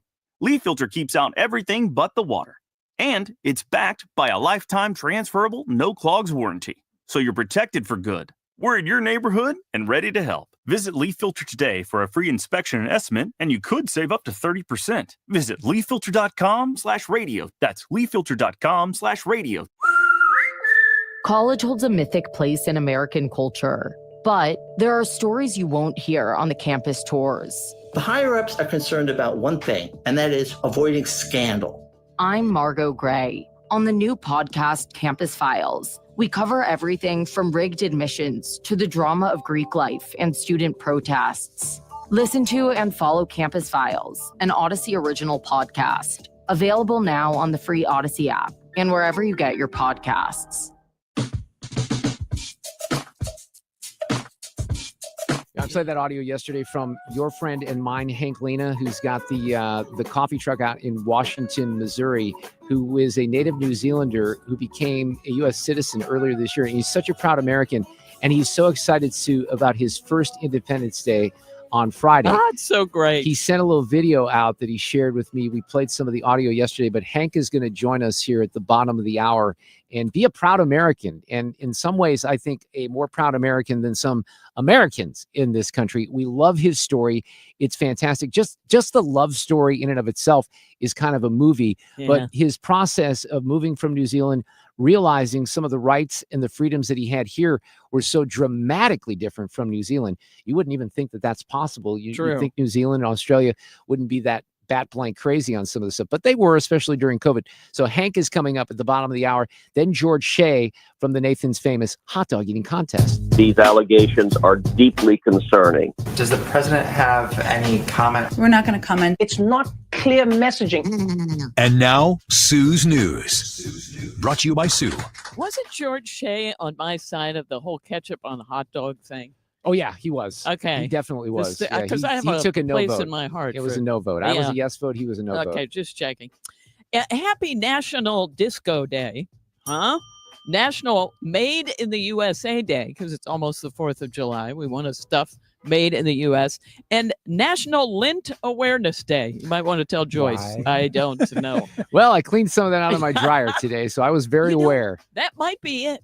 That you're supposed to check the dryer line and make sure, because apparently it could cause fires. Well, if we're being honest, not everyone in my household probably empties the lint tray as much as they possibly could. I don't know if my wife's listening right now. And then my son came into town. I mentioned that he did some laundry.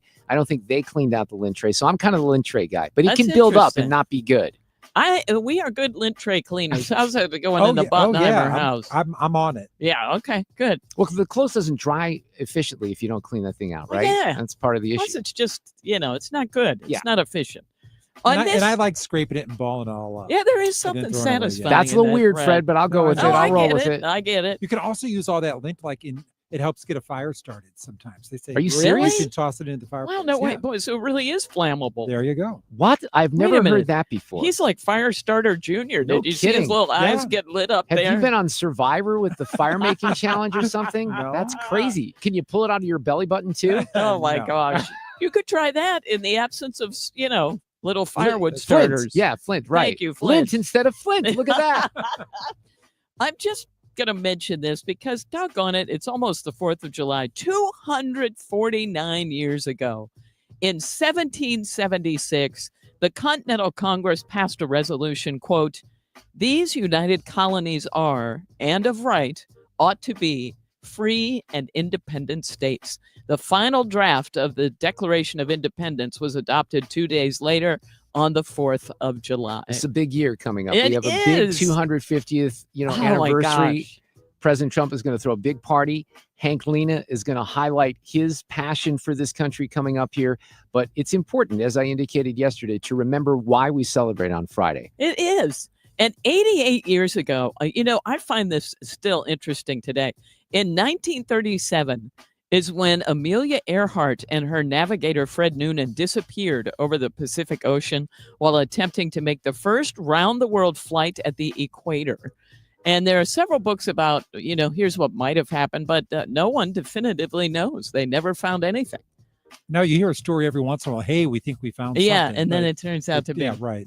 Okay, and then 45 years ago today in 1980, this movie was released.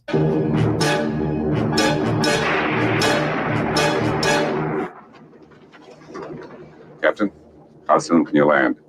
I can't tell. You can tell me I'm a doctor. No, I mean, I'm just not sure. But can't you take a guess? Well, not for another 2 hours. You can't take a guess for another 2 hours? No. I mean, we can't land for another 2 hours. Fog has closed down everything this side of the mountains. We've got to get through to Chicago.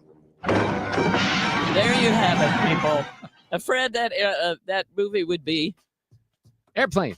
Oh, I'm sorry. Yeah, Airplane. Airplane 1, right? Okay, That's great. You listen to that audio, though. Doesn't it sound like it's ancient? And it was only 1980, and then I go, okay, maybe that is. I hate to tell you, that is kind of ancient. We lost Leslie Nielsen. I had to Google this in 2010. So he's been gone for 15 years already. Wow. Yeah, hard to believe. 2010? I would not have guessed that. I do remember at one point, now my kids were younger, but that was on the television, and they were, maybe even Alexa's age, 10 years old and 12 years old, and they were laughing their what's off at that movie. So I think it still might hold up a little bit. Well, yeah, there are parts of it that you think, well, I don't know. I mean, the woman, the Leave It to Beaver mom who says, I speak jive, there's stuff like that in there you wonder about. But for the most part, it's kind of entertaining. Hallmark, this is for Fred. Hallmark Channel's annual Christmas in July programming kicks off Saturday. Fred, don't you like those movies? I do. Yeah, and it'll include reruns of fan favorites, as well as new docuseries. And this series is about last year's inaugural Christmas cruise, which was full of Hallmark superfans. I didn't know that was a thing, but you could go on that cruise. Oh, you know who's going to be on that cruise? David Klein. David Klein, That's producer emeritus. He loves the Hallmark movies. It's unbelievable. He had his man card removed many, many years ago. Oh, but that's kind of adorable. Don't you think? Or maybe not. Okay, fine. Not my thing, the Hallmark movies. Well, yeah, they are predictable. What? The train went off the tracks in a small town, and now this busy businesswoman will stay there for 2 months and fall in love with the owner of the bakery and live happily ever after. He's always really good looking. Yeah? What? Everybody? All the characters. Oh, yeah. All the characters. Oh, yeah, that's true. All right. Fred found this story, and I was fascinated. It's not good. 12. Okay. Thanks for giving me It's not good news. A 12-year-old boy, 12, in Michigan, was arrested for allegedly stealing multiple cars from a local business. Okay, if you're 12, what are you, 6th grade or 7th? Are you right in there? 6, 7, 7, 8, 8? Yeah. Alexa's 10, she's going into 5th grade. So, yeah, you're 7th grader probably. Yeah. Oakland County Sheriff Michael Bouchard expressed concern about the boy's behavior, stating, this young man is on a very bad path, attempting to live his own grand theft auto. And the juvenile suspect reportedly stole 3 or 4 vehicles from a business in Pontiac, Michigan, and sold them, at least one of them, for $30. Okay, maybe I'm wrong about this, but what I was going to say, my instincts kicked in because when I had my home burglarized, by the way, twice in the city of St. Louis, the second time we know for sure because the cops actually caught him, it was a kid, like a little 14-year-old, 15-year-old kid that slid through the back window door, but he wasn't running the crew.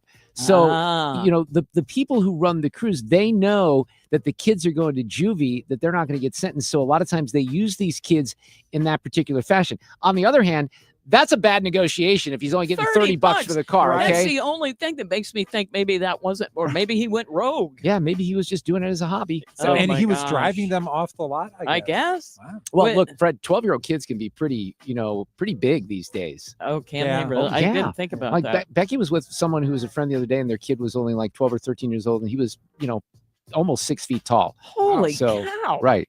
When apprehended by police, the boy was found entering numerous vehicles on a parking lot and carrying a license plate. And he's being held at Oakland County Children's Village. Sheriff's Office commended the deputies for stopping the criminal behavior and preventing further thefts. I guess he was only hitting one business parking lot. See, he needed a new crime plan. He did need a crew. Maybe he was going rogue for sure. Yes. All right, it's 4th of July, and I didn't realize all the firework names are completely insane. The Boot came out with an insane list of some of the most ridiculous in honor of the 4th. There's Unicorn Puke, Big American, Laser Kitties, Redneck Finale, And then there is a little bit from Joe Dirt, and he lifts off a couple more of them. They kind of made me laugh. So you're going to tell me that you don't have no black cats, no Roman candles, or screaming mimes? You don't got no lady fingers, buzz buttles, snicker bombs, church burners, finger blasters, gut busters, zippity doodads, or crap flappers? You're going to stand there and tell me you don't have no whistling bungholes, no spleen splitters, whisker biscuits, honky lighters, Husker do's, Husker don'ts, cherry bombs, nipsy-daisers, with or without the scooter stick, or one single whistling kitty chaser? Sue and Fred, I invite you to take a journey over the next couple of days. Now, I live in St. Louis County, but I live very close to the Jeffco line, and you can't go like even a quarter of a mile without seeing a fireworks stand right now that have all those names that they just rattled off. That is hilarious. So there's a lot. Look, people in my neighborhood, they go crazy. And even though we're in St. Louis County, no one seems to ever crack down on them. But they're almost like professional fireworks shows that some of these folks put on. You know what? Yes. And some get so into it out in the field. Where are you going, Fred? Was it you who went out to the field? I don't know. Out last year? Oh, last year. It was one way out. Yeah. You're talking about Innsbruck? St. Albans, yeah, Innsbruck, yeah. But I think that one might have been canceled last year. Oh, because of the weather. But this year, I'm doing it over at the Grizzlies. We're doing it Friday night at the Grizzlies. That's nice. For the Okay. fireworks Well, you display. get some fireworks there. Oh, and finally in Sue's news, Sue just paid attention to the time. We have today's random fact. I'm not sure. Okay. You got to pay attention, though. Hawaii has the record for the highest low temperature and the lowest high temperature in the U.S. Its all-time low was 15. All-time high was only 100.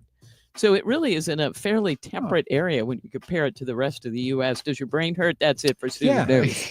The 15 must have happened like on the volcano or like up high or something like that, right? I guess. Yeah, That's true. They have mountains. I would not want to vacation during the 15, that's for sure. But it is beautiful in Hawaii. Hank Lina and his great American story during Independence Day week is coming up next on 97.1 FM Talk.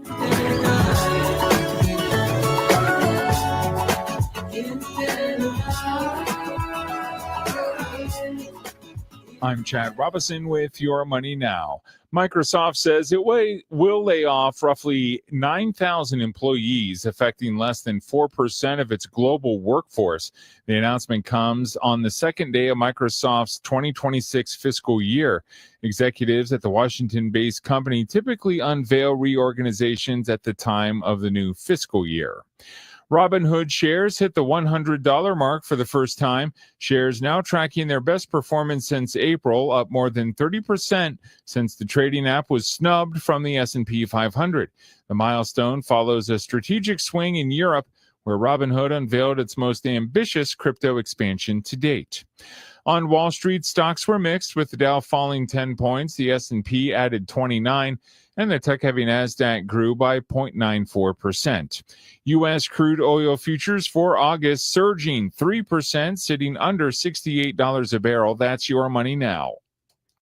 Find what you love what you find. A Total Wine and More. There's so much waiting for you. Spirits and beer, thousands of wines. Guides in the know and prices so low, it just might blow your mind. You're gonna find what you love and love what you find. With curbside pickup and delivery available, you'll always find what you love, only at Total Wine and More. Drink responsibly, B21. William is one of millions of Americans who uses GoodRx to save on the cost of their prescriptions. My oldest daughter, Camilla, 2 days old, she had to have open heart surgery. All of a sudden, she's on 5 different medications. It adds up at the end of the month. Me and the pharmacist got so tight. She said, GoodRx save you a lot of money. Saving that extra $200-300 a month. We're able to do all these extra activities, so it puts less stress on our household, and it puts less stress on our pockets. Download the free app or visit GoodRx.com and start saving today. GoodRx user compensated for their time. GoodRx is not insurance, but can be used instead of insurance. Well, we've had a pretty good week on Wall Street, but, you can't assume that that's always going to happen. And this is where Thomas Helbig and the team from the Retirement Advisory Group step in, and they'd love to meet you one-on-one. We, of course, do seminars. Mark and Annie and I all have relationships with Thomas and his nephew, Bob Kershaw, Bob's wife, Tammy. It's a family-run operation at the Retirement Advisory Group. We do put the seminars on hold just a little bit during the summer. We have a few more as we head into the end of summer and the fall. But this is your opportunity to not put it off, especially if you've seen the wild swings on Wall Street. Look, they'll tell you they have not lost cost a client a penny of their principal. How is that even possible? A lot of people are very skeptical. Thomas and the team, they recognize that skepticism. They'd love to host you one-on-one for a meeting in the office. They can explain everything to you. If you need a financial plan for your future, it's really something that is important. People put off. Families face retirement things that are unexpected. You get medical expenses. You need a way to create income to help support your desired lifestyle. If you're looking at inflation numbers, you know that inflation's taking, the value of your savings away. So schedule a meeting with the team. Call 314-993-9494. You can also go to retirementkey.com and they'll set you up just for going in. They'll give you a copy of their latest edition book. You're going to learn something. And whether you have a connection or not with the team, that's up to you. What I know is that many of the clients that I got to know through Thomas over the years have told me the only regret that they have is that they didn't meet him sooner. You don't have to be that person. Go to the official financial planners of this show, retirementkey.com today. For details and a list of all station contest rules, visit www.971talk.com/rules. This is Todd Nissenholtz of Kaufman Townsend. When I tell people who get in a crash, call a lawyer, but I often hear, I'm not the suing type. Listen, there are all types of people. Personally, I'm not the getting screwed type. If you're not the getting screwed type, call my firm, and we'll make sure that doesn't happen to you. Call Kaufman Townsley. Real people, real results. 314-500-5000. That's 314-500-5000.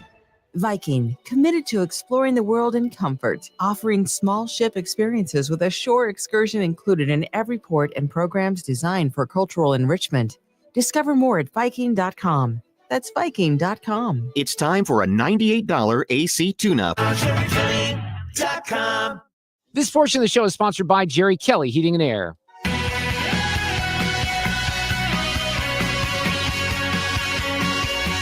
So much credit goes to Sue Thomas, who introduced me and the show and the audience to this next guy, Hank Lina. And Hank sent this video out yesterday, and he shared it with me. Hello, fellow Americans. I've been waiting to say that. So 249 years ago, a group of men put their signatures to a document to make this country independent. And on the 31st of January this year, as many of you know, I put my John Hancock to a document to accept that I become an American citizen. Oh man, one of the greatest honors I've ever had in my life. It's a great feeling. In fact, we're going to celebrate it because this Friday is my very first Independence Day as an American citizen. So Melanie and I would love to buy you all a coffee this Friday. Come on down and have one on us. And let's celebrate this great nation built on great values and great people. God bless America. Thanks, everyone. Yeah, he slips the capitalism in there, doesn't he? The coffee truck's going to be down near the J.C. Penney in Washington. Hank is on the phone with us. We don't mind giving you a free plug because your story is so awesome and we're such fans. How are you this afternoon? Hey, Mark. I'm very well, thank you. I wish I had turned my stereo off when I did that, but Born Free is actually Hey, we can work on the audio quality in the future. If you want us to take that over, we'll make sure that the production value is better. But look, I love the message. And, you've shared your story before. Just quickly, briefly, tell people how you got here to the U.S. and you became a United States citizen earlier this year.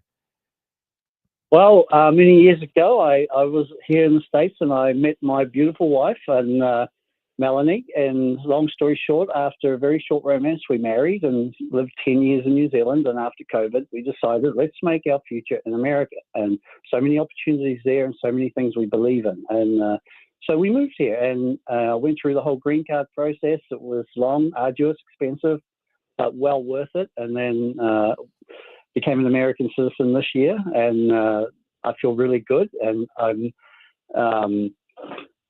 guess you can say I'm living the dream. The whole Declaration of Independence gave us freedom for life, liberty, and pursuit of happiness, and that's what I'm doing. And what you do now is kind of describe the coffee truck because that's become quite popular, right? Yeah, so I was too young to retire, so I decided I need to do something, and Melanie's doing extremely well in her career, and so I needed to fill my own time. So I wanted to actually build a brand more than a coffee truck. And so I came up with the Just Hanks brand.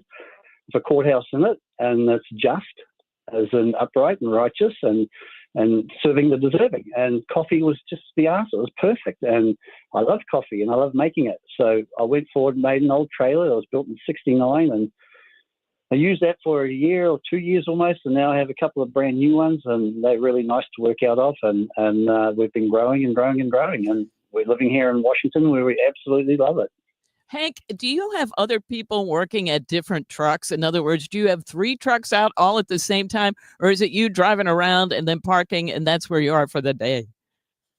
Well, hi, Sue. Well, for the most, it's just, Hank, but Melanie is doing more and more. She's busy, but she's running to work a couple of days a week.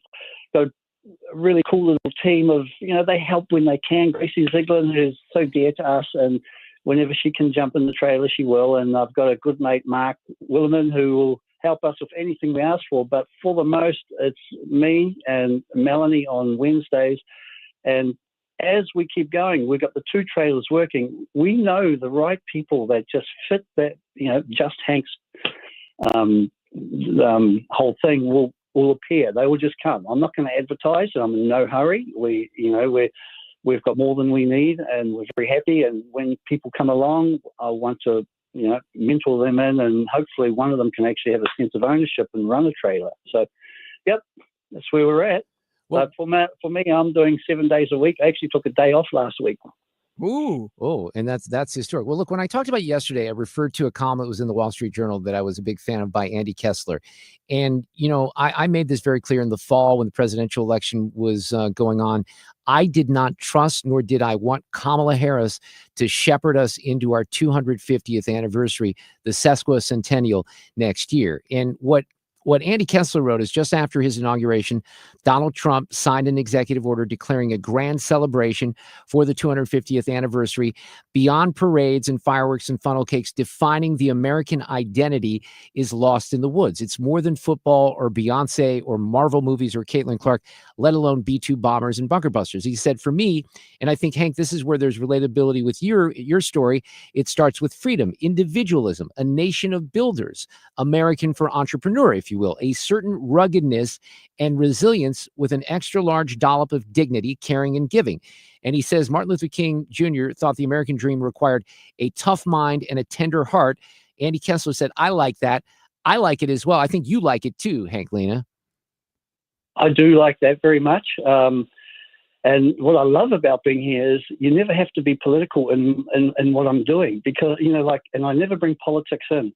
Because it doesn't matter who you want to back or vote for, a beautiful view is a beautiful view. A good meal is a good meal. Good neighbors are good neighbors. And so we can all be harmonious and be entrepreneurial, like you said, as well. So I saw something this morning. I actually took a picture of this because it's kind of sad when you think about it. And I usually address this issue when I'm talking about younger people, and I don't know if I have the age breakdown here, but if you look at some numbers from, and this is just from 2024, okay, are you proud of your country today? With independence, the number was 42% last year. I saw that. Yeah, okay, It's 44% today. Republicans, it was 36% last year.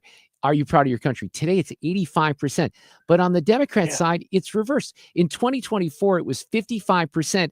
Now it's just 36%. So that shows you that 36% number was exactly the same for Republicans. But it's sad that politics has to get involved here because, to your point, Hank, we should all have, no matter what our political differences are, a deep appreciation for the liberty and the freedom that we enjoy, that so many, I will say, billions of people on the planet simply do not have. And I think we've lost that appreciation. The greatest generation has faded. Young people, because they're being indoctrinated, don't have the appreciation. I don't know where that takes us, because we need more stories like yours, Hank, in my opinion. And I don't think we're getting enough of those right now. I know. And I get people coming up to me in my trailer and say, where are you from? I'm from New Zealand. Why did you come here? And I just have to bite my lip and say, because my wife's from here. But really what I want to say, I'm here because of everything that you can be proud of. Put the military aside for a second. Look at the agriculture in this country. Look at sports in this country. Look at education in this country. You can study to be anything. Look at the arts. I mean, look at the recreation and how well it's managed. Look at every small town that has a city hall for code. How proud they are of their little towns. I mean, that's why I'm here. And I don't, because I love my customers, and I don't want to get it. But I would love to say to them, well, if it's that bad, what are you doing to change it? Yeah. No See, kidding. that's a great way to turn that around. But put this, because back during COVID, and some of this stuff was horrifying. I remember highlighting things that were happening in Australia and New Zealand. And I mean, we thought we had it bad here. And by the way, for a while, I think we did. And in fairness, in the first, 2 weeks to the cure or whatever, to slow the spread, that was one thing, right? Because we all didn't know what was going on, and there was a lot of mystery about COVID. But it got well beyond that very quickly. And then you look at your country, where it got just crazy. They were basically imprisoning people. That's right. Yep, that's right. We were stuck in the house. We could go to the supermarket, but you had to, stand on the footsteps, and you couldn't come close to anybody. But if you did other things like just go out and play on the sidewalk and kick a football, the police and the government encouraged your neighbours to call the police to get you off the street. God. It's crazy. Yeah. Yeah. I mean, they took away our Bill of Rights so that police didn't need a warrant to come into your house. I've told you this in case you're having a COVID party or something, and it got a little bit stressful. I got followed by the police just when I drove across town, and it didn't make us feel good. And we know that if you traveled to New Zealand, you had to go into quarantine for 3 weeks in an army guarded hotel at your expense of about $3,500. Wow. You couldn't leave your room. Couldn't leave your room. That's nuts. But the whole thing is now, years later, after the borders finally opened, everybody's immunity was shot to pieces, and everybody was getting sick with flu, cold, coughs, and COVID. In fact, just yesterday, I called one of my best friends in New Zealand because he's a grandfather. He can't go and see his grandkid because he's got COVID. The country that fought it so hard. You've got to be kidding me. You've got to be kidding. So the madness, that was going to be one of my follow-up questions, but the madness continues. So you had something you wanted to say. Hank, what's your favorite part been so far of being an American? Do you have what stands out to you? Actually, that's a good question. There's so much, Sue, but I had one of those real good feel-good moments. I was just driving and I saw two kids about 12 years old walking. They had jeans on, T-shirts, baseball caps, Converse shoes, and they had fishing rods, and they were walking probably to the lake here in town to do some fishing. And I thought, look at those two kids. They don't have a worry in the world. Yeah. Not at all. And that made me feel like this is home. Just the simple fact that those kids were not worrying about where are my parents, what are we eating tonight, will we have dinner on the table tonight, They just had this not a care in the world look, and that's how I like to live. Yeah. And seeing that was backed me up that I'm in the right place. I told the story. I always like talking about Uber drivers. And there was a guy from Ghana who gave me an Uber ride about a month ago. And we were talking about America. He had an American flag on his cap. He was wearing it backwards. And I just started engaging with him. And he was so proud to be here and to become a citizen. He had been here for 10 years at this point. And, I asked him about some of the things that we take for granted. And one of the things that he brought up, I think I may have mentioned this yesterday, is, when you go to turn on your faucet, water actually comes out of your faucet, geez. right? Yeah. Something that we take for granted, but simple things like that, where a lot of people on the planet just simply don't have that. So how are you celebrating your first official Independence Day in this country on Friday? I'm going to make some coffee. We're going to have the trailer. We're going to have the trailer open in the JCPenney parking lot. And we want all of our customers and people we don't know, it doesn't matter who you are, come on down and have a coffee on us. And we would love to make everybody a coffee. We don't want any money for it. We just feel good. We want to make everybody that made it possible for me. Yeah. And in fact, I learned if you embrace your community and you're good for them, they're good for you as well. And now it's our turn to say thank you, guys. And today is my first Independence Day, and this is how I want to celebrate it. And we live at a spot in town where all the fireworks goes off above our house. So it's going to round off to be a great day. I'm sure of it. Hank, Lina, you are a great American, and you're an inspiration to everyone. I so appreciate what you're doing. I love your story. You know how much I love your story, and thanks for joining us this afternoon. Thank you so much, Mark. And I haven't forgotten about the football, buddy. Which part of that? You were going to take me to a game. Oh, that's right. Well, we have to go to a Chiefs game, right? Is that? Oh, I did forget about that. All right, you better keep me. Hold that on the line for sure. Traffic from the 97.1 FM Talk Traffic Center. It's not a bad commute right now. If you are leaving downtown, westbound 70, a little slow at Jennings Station Road, and a little bit at TR Hughes and Highway A. Nothing terrible. 64, kind of the same way, although heavier traffic. Kings Highway out through McCausland, eastbound slowing at the Inner Belt, eastbound 64 slowing at Clarkson, And then out west, some slow pockets, Highway N out through 70. By the way, southbound 270 is slow in pockets, 270 down through Doherty Ferry. And then it looks better. This report brought to you by The Diamond Shop, making St. Louis sparkle for over 100 years. I'm Sue Thomas with traffic on 97.1 FM Talk. So I have a bad memory. I don't remember that. But look, I have to get him. This is something that's incumbent upon me. You got to hold me to it. Yes. Hank, you got to hold me to it. I have to take him to whether a Chiefs game or a Mizzou game. I could take him to a Mizzou game. I think that would be fun. Probably. All right, so that needs to be on my list. Don't let me forget. He clearly has remembered. If you have been thinking lately about your retirement, or you haven't, which is a whole separate issue, but think about it. We save all this money, and then you get closer to retirement, and you think, is this enough? Do I have a plan? Everybody should have a written retirement financial plan in place. And it comes down to retirement planning, but you have to do it with somebody that you trust. And that's why we like the team at Financial and Tax Architects. They're just the best. They've helped people all over St. Louis retire with confidence. That's what we all want. You want to be able to retire with confidence. And they teach a class on this. It's 2.5 hours. It's called Retirement Planning 101. And you can learn things, how to avoid costly mistakes, how to maximize your income. But you do need to register. So give them a call. It's 314-888-5101, or go online, FTA-RIA.com, and sign up and get a handle on retirement.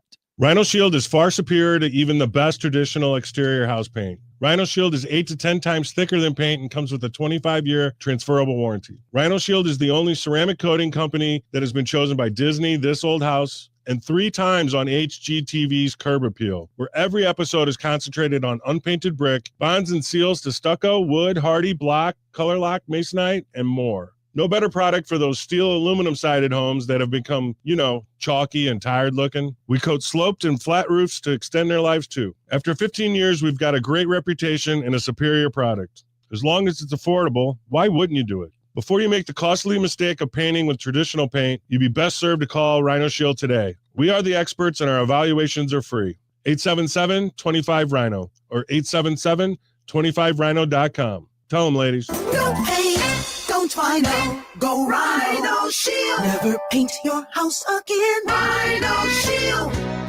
Mark Cox here. Let me introduce you to my friends at the Lit Cigar Lounge in St. Louis, where luxury meets comfort. Premium hand-rolled cigars, an extensive selection of rare bourbons and whiskeys and craft cocktails. It's comfortable for non-smokers, too. They have a state-of-the-art ventilation system.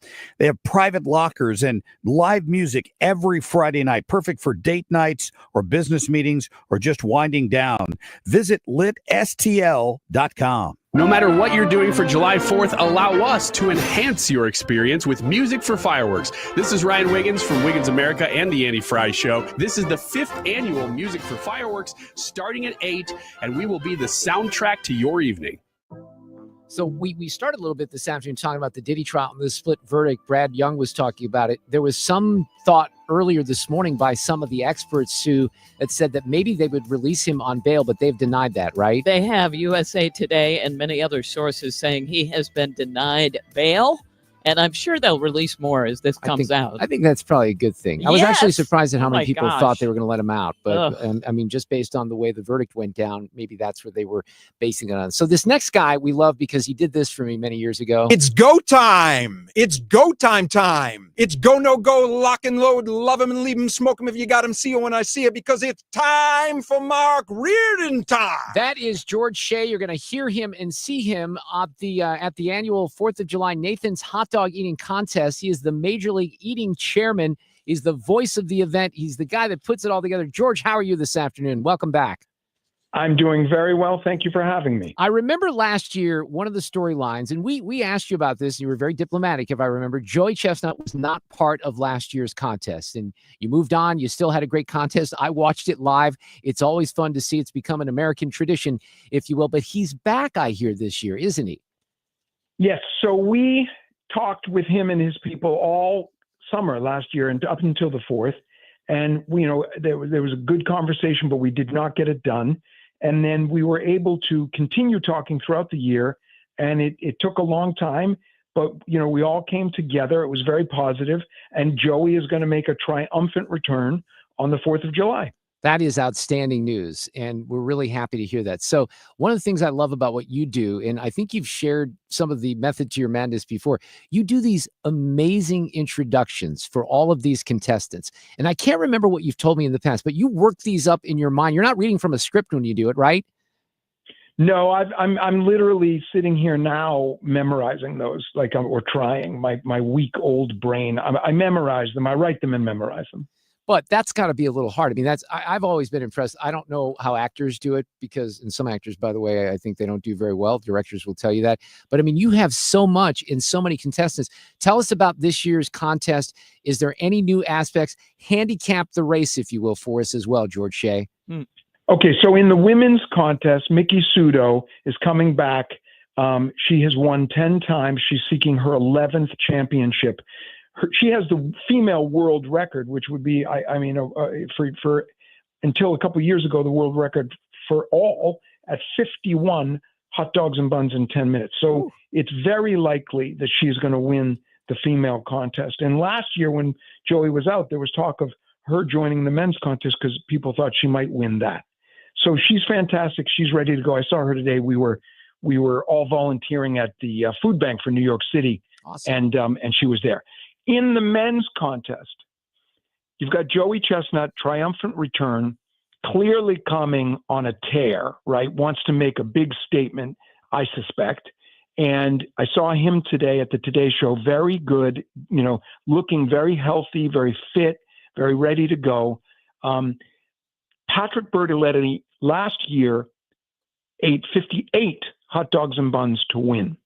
A good 5-6 hot dogs and buns ahead of everybody else. Right. However, even though Patrick is said to have been upping his numbers, very few people believe that he could up them enough to get into the 70 range and put a threat on Joey Chestnut.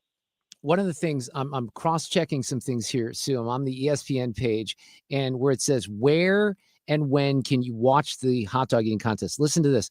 They have the times of the women's contest on ESPN3. Then they have the Miki Sudo cam at 11 a.m. They have the men's contest at ESPN2. They have the Joey Chestnut cam. Is that new where they're actually just isolating Joey on ESPN3? That's amazing, George Shea. I had not even heard about that, but this is what technology allows us. Yeah, because I guess and they do this with, Wimbledon and some of the other events that are going on right now. So you can, if you just want to watch Miki Sudo, you can do that on ESPN3 at 11 a.m. Actually, I think that's 10 a.m. Central Time. The Joey Chestnut Camp starts at 11:30 Central Time. The main event then re-airs at 5 p.m. and 9 p.m. I mean, the coverage that you guys get of this, and it's because there's so much interest in this, is just amazing these days, George. Saying much credit, I think, to you to build this whole thing over the years as well. Well, it's become part of the holiday, and we do a lot of work on this, but the work has sort of compiled or snowballed over the years, and there's just enormous momentum behind this. We get calls all the time, but 5 more calls today from folks saying we want a media pass. There are hundreds of media at the event itself. So yeah, there's enormous interest. ESPN is a great way to watch it because you get the packages on the eaters and you get to see. They have a bunch of cameras and you can really see the action. Live, you get this sort of spectacular environment, very silly, very fun, Coney Island vibe, and just enormous excitement. It's like being at Madison Square Garden, which is really second to none. We would be, I think, second to Madison Square Garden in that energy level, but you don't have as good a view as you would watching on ESPN when you can really see what's happening. I've told you this before, and this is true, and I think, Sue, you're on the same page. I used to eat different type of hot dogs. I really did. The ones that have the Wienermobile, if you will. I will never go back because Nathan's Famous is so good. And I'm not saying that just because George is here, but I was so turned into that direction, probably because of you. And, you brought Joey in one year into the studio, and it's an amazing product. So have fun with this. I know you will. We'll be watching. I'm watching live on Friday. There's no doubt about it. Thank you, George Shea. Thank you. All right, take care. Happy 4th of July. Traffic from the 97.1 FM Talk Traffic Center. We actually did a taste test one time on a morning show, and it won. They're amazing. They're really so much better. Absolutely. Now, if you are westbound on 70, it's a little slow at Jennings Station Road, some moderate volume out to the west, especially Lake St. Louis Boulevard out through Wentzville. And we've got westbound 40 a little slower. So that's Kings Highway out through McCausland, Lindbergh through 270, moderate volume through Chesterfield Valley. And on either side of Lake St. Louis Boulevard, 44 westbound slow at 270. And there's volume on southbound 270, mainly Page down through Doherty Ferry, and then it looks better. I'm Sue Thomas, and that's traffic on 97.1 FM Talk. This report is sponsored by Overhead Door Company of St. Louis. Cash for Clunkers is back. Overhead Door Company of St. Louis is paying cash for your clunkers now. Schedule online at overheaddoorstlouis.com or call 314-781-5200. It's cash for clunkers now at Overhead Door Company of St. Louis. All right, guys, you get home from work, you want to, get to the swim meets or something like I'm doing right now. You don't have the energy. Maybe there's fatigue involved, brain fog, poor sleep. I'm going to guide you into something that's good for you here, and that's Game Day Men's Health. And they're offering you a free TRT test. That is for testosterone replacement therapy. Now, maybe you're interested in something else that they do. They do a lot of different things, medical weight loss, vitamin therapy. They do something called peptide therapy. I've learned about that just a little bit. They have very unique ED treatments as well. But for TRT, and there's competitors out there, all you have to do is make an appointment at one of the 3 locations. They'll invite you in. They're in O'Fallon, Missouri, Glen Carbon, Illinois, and in Chesterfield. That location is where I've been, right near Highway 40 and Clarkson Road. Matt Lawrence has an amazing team of professionals. You go in for the free test. In 20 minutes, they'll have the results for you, and they'll come up with a plan based on your needs. There is no one size fits all, right? But this is a comfortable, private, very professional environment where they're going to take great care of you. Big, comfy chairs, snacks and drinks. It's overseen by a board of certified physicians who are really experts in men's health. So you're going to feel very comfortable. The consultations are free. There's a free testosterone PSA test on the line. Set up your appointment today at one of those 3 locations in O'Fallon, Glen Carbon, and in Chesterfield. The website, GameDayMen'sHealth.com. It's summertime, and that heat can play havoc on your plants and trees in your yard. Mark Cox here from my friends at Hanson's Tree Service. Give them a call. They will send a certified arborist to your yard to set up a plant health care strategy. They can help you with trees that might have a bug problem or a disease. Plus, they can deliver mulch directly to your driveway in most cases. Just go online to hansonstree.com or call them at 636-379-1830. Do you have $10,000 or more in credit card debt? Are you barely getting by making minimum payments? With credit card debt reaching all-time highs, National Debt Relief is letting everyone know about great debt relief options now available to help people with overwhelming credit card debt. These options may reduce a large portion of your credit card debt. Get a free debt relief consultation when you call 800-586-4040. 800-586-4040. 800-586-4040. John Ziegler is coming up after the top of the hour news. He's never shy about his opinions. He's the co-host of the podcast, The Death of Journalism. He's a former Mediaite senior columnist. He's a good friend of the program, and he has opinions on all kinds of stuff. It's coming up. Jen Shea from XXXY Athletics at 5:32. KFTK FM Florissant from the Kaufman Townsley St. Louis's Injury Lawyers Studio. Call 314-500-5000. That's 314-500-5000. All on the free Odyssey app. Remain behind bars. I'm Lisa Lacera, Fox News. The judge has denied bail for Sean Diddy Combs after Combs was convicted of federal prostitution-related charges, but acquitted him on sex trafficking and racketeering counts. Both sides submitted arguments to the judge before this bail hearing that got underway at 5 p.m. local time. Prosecutors argued that Diddy should remain behind bars until his sentencing, and their arguments primarily recapped what we heard from them in trial. They told the judge that Diddy is a flight risk due to his wealth and resources, and they said there was also a risk with Diddy of witness tampering. They said he has a pattern of manipulation and control, and they cited the severity of the charges that Diddy faced at the start of this criminal investigation. Fox's Evie Cotton outside the federal courthouse in Manhattan. Combs' defense had argued he should be set free due to his ties to the U.S., including his young son and elderly mother. Just weeks before his trial was set to begin, the suspect in the 2022 killing of 4 University of Idaho students avoids a potential death sentence by accepting a plea deal. Brian Koberger admitted that he did indeed kill those 4 University of Idaho students. Now, the families of Ethan Chapin and Madison Mogan both said that they support the idea of the plea deal. Steve Gonsalves, the father of Kaylee Gonsalves, refused to enter the court today as a protest against the plea deal. Fox's Jonathan Hunt in Boise. Prosecutors say there is no indication he knew any of the victims, though authorities have said that Koberger visited the neighborhood at least a dozen times before the killings. President Trump's spending bill now stalled in the House as lawmakers have put a test vote on hold. America's listening to Fox News.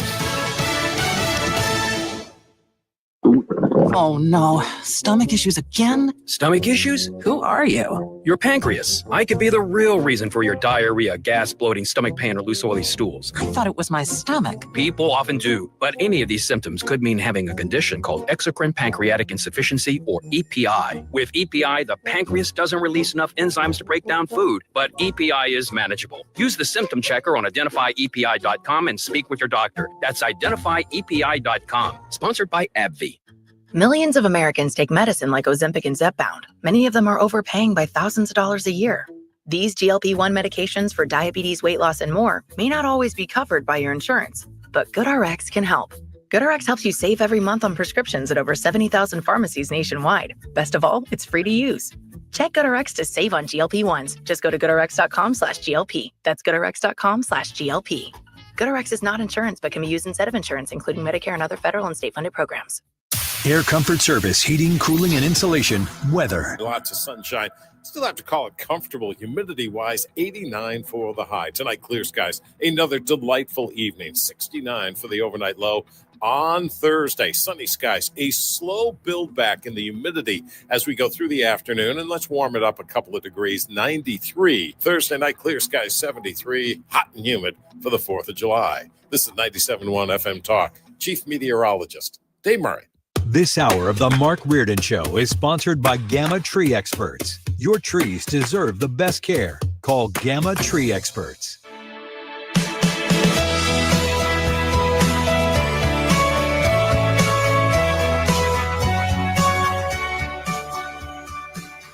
Just as a programming note, I will be off tomorrow. We got a best of show on Friday. The team will get back together on Monday afternoon.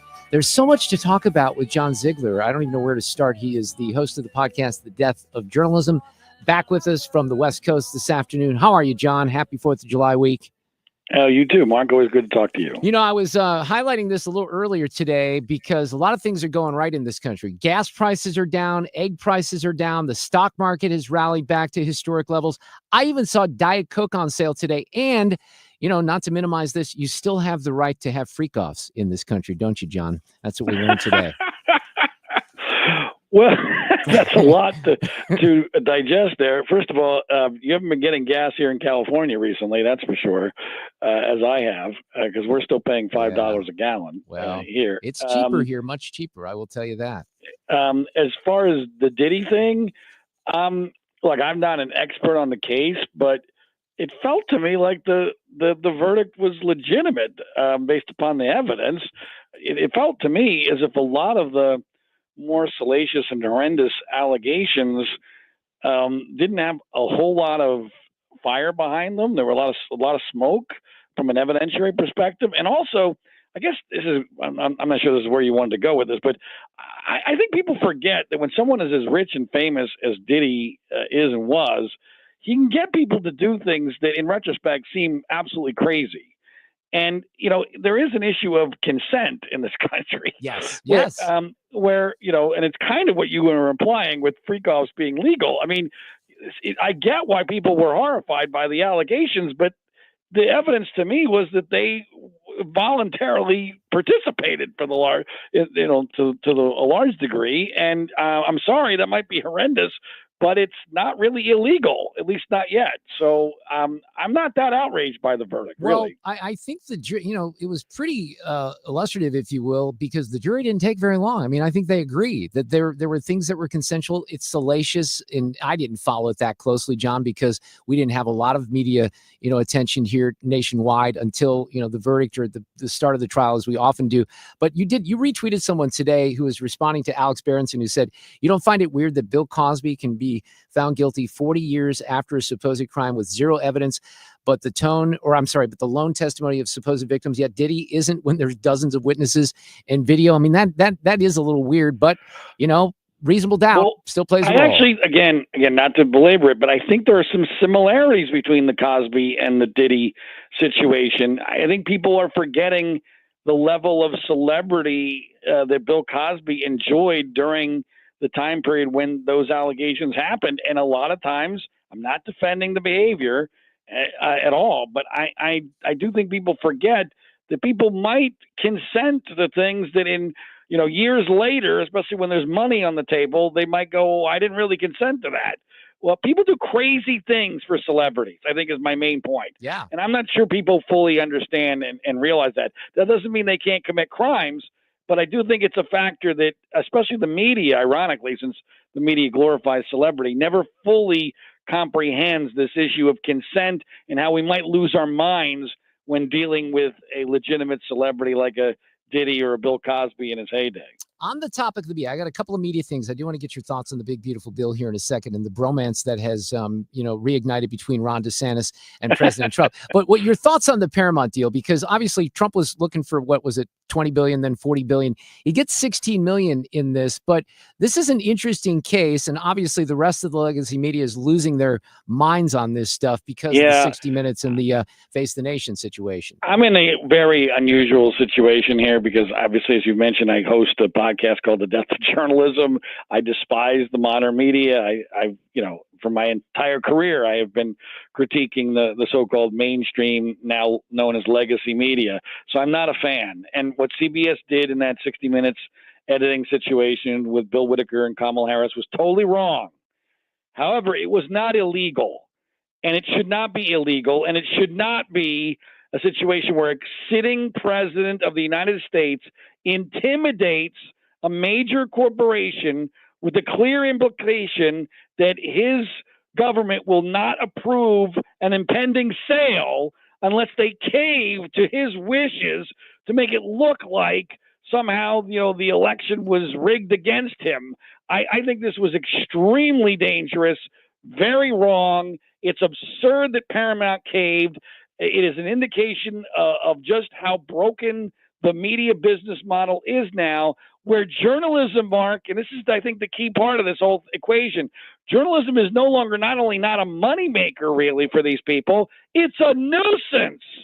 It's a nuisance. Paramount looks at 60 Minutes as a nuisance.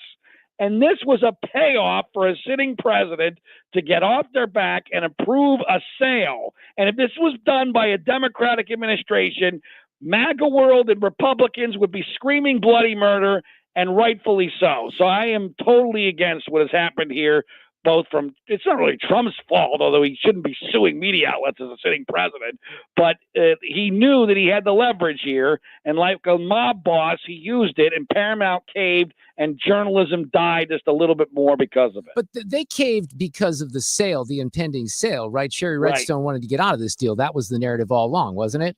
Well, but that doesn't make it right. No. I'm not arguing it. Look, and I even have some nuanced thoughts on the editing, which was deceptive. But as someone who was a news anchor and a news reporter many years before being a talk show host, look, you highlight bias all the time.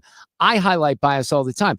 The fact remains is that there are news stations, whether it's TV, radio, or otherwise. I always like print journalists because, John, you've probably been quoted by print journalists. They never really quote exactly what you say. A lot of times they clean it up. They make it sound. They make it sound better sometimes, right? But there are edits that go on for time constraints all the time. The difficulty that I have with 60 Minutes and having any empathy for them is they used to be, we all thought that they were the standard bearer, right, for good journalism, good in-depth journalism. Mike Wallace and Morley Safer and all these guys, right? Ed Bradley. But they came to St. Louis on two different occasions. And one time with Bill Whitaker doing a story here on our former prosecutor, Kim Gardner, who was not unlike George Gascon, who wasn't really prosecuting people. She was a defund the police type with Cori Bush and now our former mayor. And I mean, they could not have been more inaccurate in the reporting that they did, painting St. Louis as just a bunch of racist people because they wanted to get rid of this African-American prosecutor. So the level, and I understand that what you're dealing with and what you're talking about is a different topic, but the level of trust that I have in 60 Minutes or CBS News or any of these organizations is less than zero at this point. Mark, everything you said is justified, and CBS and 60 Minutes and in a broader scheme of things, the mainstream media, they all deserve a lot of the blame for making themselves vulnerable to this because they lost the public trust. I'm not forgetting that. I'm not diminishing it. It's an important part of the equation. But that doesn't make this situation right. And think about the chilling effect of this. If this is a new precedent where now you have to worry, I mean, the littlest possible editing mistake or judgment call for time, because that's the other part of this, as you well know, our attention spans are so small now that you can't run a story more than 2 minutes on the national news. So guess what? You have to edit for time and context. And now you have to worry about getting sued by a sitting president if your company is about to be sold, I guess. Well, that's the caveat. If it's about to be sold. Let me take you into a couple of different areas here with the media, though, because I know you're going to have opinions on this. I'll call him Will Thomas, was stripped of his titles because of the Trump administration at the University of Pennsylvania. And that's been one of the big stories here for the last 24 hours. I'm a fan of this decision. But the thing that I've always been confused about, and I talked about this earlier, and Riley Gaines commented on it, the sports media is so embarrassing on this. Here's what she said about ESPN and how they even covered this angle of the story. Look back at 2021, 2022. Of course, they took the side of the man. They celebrated him for Women's History Month. It was this huge piece put together saying how brave he was, how resilient he was, how he has conquered these barriers to achieve the seemingly impossible and win a national title in the women's division. Like totally took his side initially. I think they faced, of course, a lot of backlash for this, even back in 2022 or 2023. But to now, I think in these past 2 or so years, they've remained relatively quiet on this issue. But then yesterday, they post, and their headline is, University of Pennsylvania bans trans women from sports. First of all, that's the headline that you're going to draw. No mention of the women who will receive their rightful national championship. People like Emma Wyatt. You're not going to mention her at all. Now, Zig, I've seen some of this at play even with our local sports guys at the St. Louis Post-Dispatch. One in particular, I mentioned him earlier, Ben Hockman. But what is it about the folks at ESPN that make them unable to relate to this story like 90% of Americans do? What is it about sports journalism? Well, it's a great question, one that I have thought about for many, many years, because as you know, I began my career as a television sportscaster at a couple of different network affiliates before getting more into political, news media commentary and talk radio stuff and now podcasting. And I have always been mystified by as liberal as the mainstream news media has always been in my lifetime. The sports media has always been more liberal and more woke, and ESPN has really been the driver of that. I mean, I was incredibly offended by, I don't know if you saw the story involving Rebecca Lobo a couple of weeks ago. I did not. So she's doing a broadcast on ESPN of a WNBA game, and she just happens to use the phrase, "That's what makes America great." That's what she said. And there was silence. Total silence, like she had taken a turn in the middle of the broadcast, and she had to apologize for it. I did not hear that. No, that's unbelievable. She had to wait a second. You're telling me she had to apologize for saying that? Yeah, yes. Oh my God. It was unbelievable. I played it on my podcast today, the clip, and so ESPN is the worst from A to Z on this. I've always believed that part of what started this was the fact that, let's face it, the sports that matter to ESPN are football and basketball. And let's face it, the vast majority of football players and basketball players happen to be African American. And I frankly think it's a racist viewpoint on their standpoint that they think that all African Americans are super liberal and they have to appeal to those players who have all the leverage in this situation. And so it has created a climate and an environment of not just liberalism, but wokeism and political correctness and a fear of going outside of the herd because they're so terrified of being run over. And so once the predicate is set that we can't do anything other than toe the woke line, then everyone is so fearful of losing their jobs, they do exactly the same thing because good gigs in sports media are impossible hard to get. Yep. Impossible. Once you lose it, it's over. Yep, that's and true. Everyone wants to work at ESPN, so everyone's terrified of being fired. And frankly, Mark, and you and I are old enough to think about this, but I really believe that the legacy of Jimmy the Greek and Al Campanis still live today. Those were two guys that got destroyed for comments they made that were deemed to be racist. And it was I think the standard was set that in sports, you go outside the line, you're going to get crushed. So nobody goes outside the line. So how does Caitlin Clark fit into this picture that we're talking about here? Because Jason Whitlock tweeted this out yesterday. I think you retweeted it. I did as well. Player voting for the WNBA All-Stars. Caitlin Clark finishes 9th among guards. Now, I don't follow the NBA, the WNBA that closely, so I don't know how good she really is. But the ESPN story says, well, Clark finished 1st in the fan vote. She was 9th in the players vote and 3rd in the media voting for guards. So, I mean, it's hard to not come away from that and say that they hate Caitlin Clark because she's white.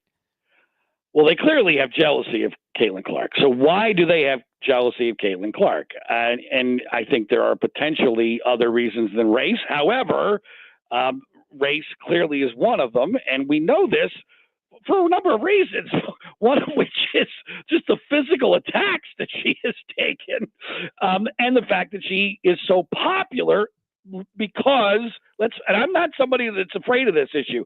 Caitlin Clark is incredibly popular partially because she's white. I don't think that that's an inaccurate statement. That doesn't make it illegitimate because it makes her different. It makes her an underdog. It makes her relatable to a different portion of the audience. That's true. I'll go with you there. Yeah. Plus, she's also amazing. She's an incredible player. It's absolutely absurd that the players voted her so far down the list. And I think it's a reasonable assumption that jealousy, possibly racially or partially racially motivated, was at work there. And it's absurd. But it goes to the culture of the league. And I think there is a political element of this too, because let's face it, the WNBA is made up of mostly extremely liberal women.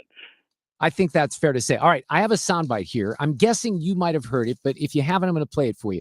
This is actor Jason Bateman, and he's on a podcast. I think he's on with Nicole Wallace, who's a nutbag over there at MSNBC, and he's making the case that Trump would not have gotten the same number of votes if voters weren't watching a certain news network. I think Trump would have gotten the same number of votes if the people who voted for him had access to or the curiosity to seek out and find the truth, because they're not getting the truth over on Fox. This $780 some million lawsuit is proof of it, So, and that was just one issue. So what do you do about that? Now, Zig, I can make the case that Fox cheerleads a little bit. Certainly, I think their news division is actually pretty good. I think Bill Malusian's done a great job on the immigrants. But I spit Diet Coke out of my nose when I hear Jason Bateman talking about how allegedly the other networks are telling us the truth after what we now know about the last 4 or 5 years. I agree with that. Weirdly, I did see a huge portion of that interview. And by Hollywood standards, which is a very, very low standard, I thought Jason Bateman was fairly intelligent when he was talking about this issue. I don't agree with him, but he said some things that I thought were pretty on target. Of course, he would not understand that MSNBC, and he was doing the interview with an MSNBC host, would be at least as bad, and probably far worse in the other direction than Fox News Channel. We're all living in our own bubbles. And I do think that that's a legitimate issue. I think that's his main issue. The problem is he's in a liberal bubble too and can't understand why anybody could possibly have voted for Trump if they had just been watching MSNBC 24/7. Well, look, and I think that's the worst part of this. I mean, I'm a conservative through and through. I'm way more conservative than Donald Trump ever dreamed of being. But I think that the fragmentation and the balkanization and everyone living in their own information bubbles is far more destructive on this 4th of July weekend, where we are so divided, than anything having to do with media bias. I say this all the time, give me the media bias of the 1980s when Ronald Reagan won a massive landslide in re-election in 1984, but where we were at least on the same page and we, at least agreed on what the facts were. Right. Give me that environment and give me the Golf Channel, and I'll be happy. Well, I even defended Pete Hegseth went after Jen Griffin last week, and I thought it was very unfair. I think Jen Griffin's done a pretty good job. She buttoned up. Look, I listened to her the night that the stealth bombers from Whiteman Air Force Base moved in and did the bunker busters. And, it seems like it's impossible for any news outlet, and I don't trust any of the legacy outlets really, but I do think that Fox does some good reporting. But even when they're asking the questions that need to be asked, well, then they get, thumped on by the administration. So I don't even know how you come back. I know this is kind of the whole, encompassing story of your podcast, but we're just kind of lost. I mean, I don't know how that ever comes back to anything because no one wants to live outside of the bubble. I'm glad you brought that situation up because I thought Pete Hegseth was totally wrong going after Jen Griffin. And frankly, you know what it made me think? It made me think that dost thou protest too much, that maybe there was something to the question that she was raising and that maybe the Iranians really had gotten rid of their uranium and that our strike was not as successful as we had hoped or anticipated. I don't know that, but it made me think that, and I hadn't been thinking that previously because I really had a problem with the way Hegseth handled that situation. And so I hate it on both sides. I wish that we could at least agree on what the hell the truth is. And unfortunately, I think those days are gone. So a couple of weeks ago when you were on, you talked about how you feel like California is just lost here politically. What do you now feel about New York City with this Mandani guy? I talked about that on my podcast today, too. I am of the belief, and I know this sounds callous, but, I'm a big, United States of America guy. I barely feel like I live in the United States of America here in Southern California. I'm very concerned about the union for reasons we just discussed about, media fragmentation and balkanization, all that. I'm also concerned about where we're headed long term with regarding socialism. And my view is let it burn. I'm sorry, let it burn. I mean, I'm in the let it burn camp. I know that's terrible and, it will be awful for a lot of people, but, New York City is unique for a lot of reasons. One of which is its geography. I mean, the concentration of population is so great. When it burns, which it would if this guy gets elected, it'll be easy to see. Los Angeles, as you well know, is incredibly sprawling. And so it's much more difficult to see with your own eyes the destruction of the city. That's not going to be the case in New York. And I think it might be better for the United States of America in the future if America saw New York City collapse because of this idiot. I'm starting to drift to that camp. I had a guest a couple of nights ago, a good friend of mine who's the former county police chief here, Tim Fitch, that said basically the same thing. It's got to hit rock bottom, and maybe that's the only way to turn it around. John, I'm running out of time. I didn't even get your thoughts on the big, beautiful bill. And I know you were tweeting about it's so funny to see Trump and DeSantis in this renewed bromance right now after they just hated one another. At least Trump hated him. But that's the culture we live in right now, isn't it? Well, Elon Musk and Trump were pretty close, like 2 months ago, too. So just don't hold your breath. But it is amazing to see. And I'm against the big, beautiful bill, but I think somehow it's going to pass eventually. Thanks, Zig. I appreciate it. Happy 4th of July. All right, take care.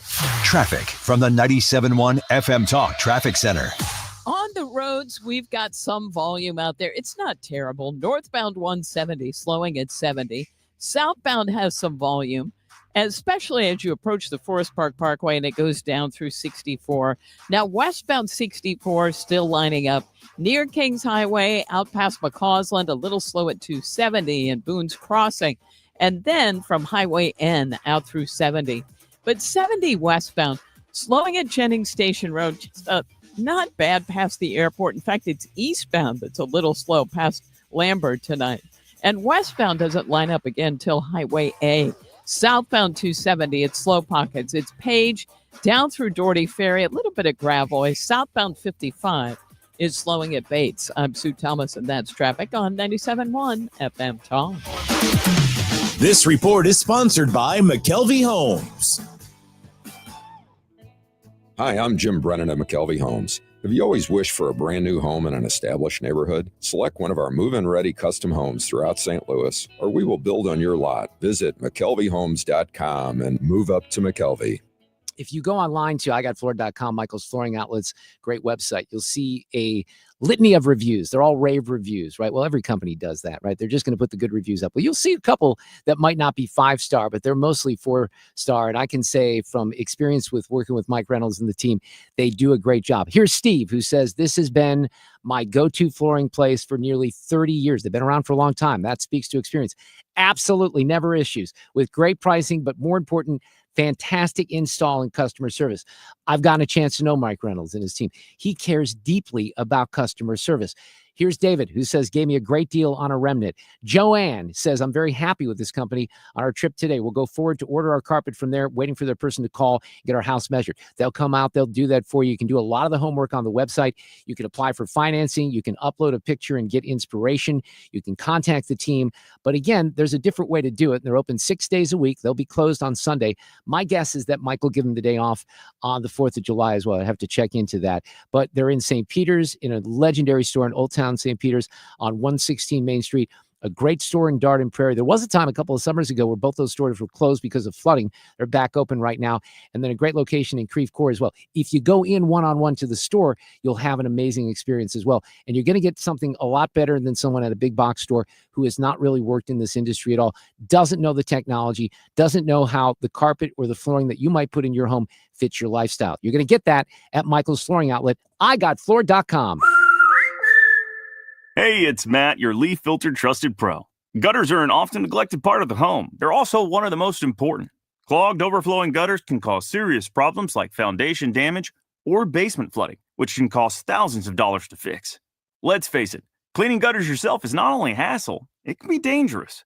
But when you get Leaf Filter, you'll never have to worry about cleaning clogged gutters again. Get started today by visiting leaffilter.com/radio to schedule your free inspection. If you decide to move forward, we'll professionally clean, realign, and seal your gutters before installing our patented stainless steel micro mesh system. Leaf Filter keeps out everything but the water. And it's backed by a lifetime transferable no clogs warranty. So you're protected for good. We're in your neighborhood and ready to help. Visit Leaf Filter today for a free inspection and estimate, and you could save up to 30%. Visit leaffilter.com/radio. That's leaffilter.com/radio.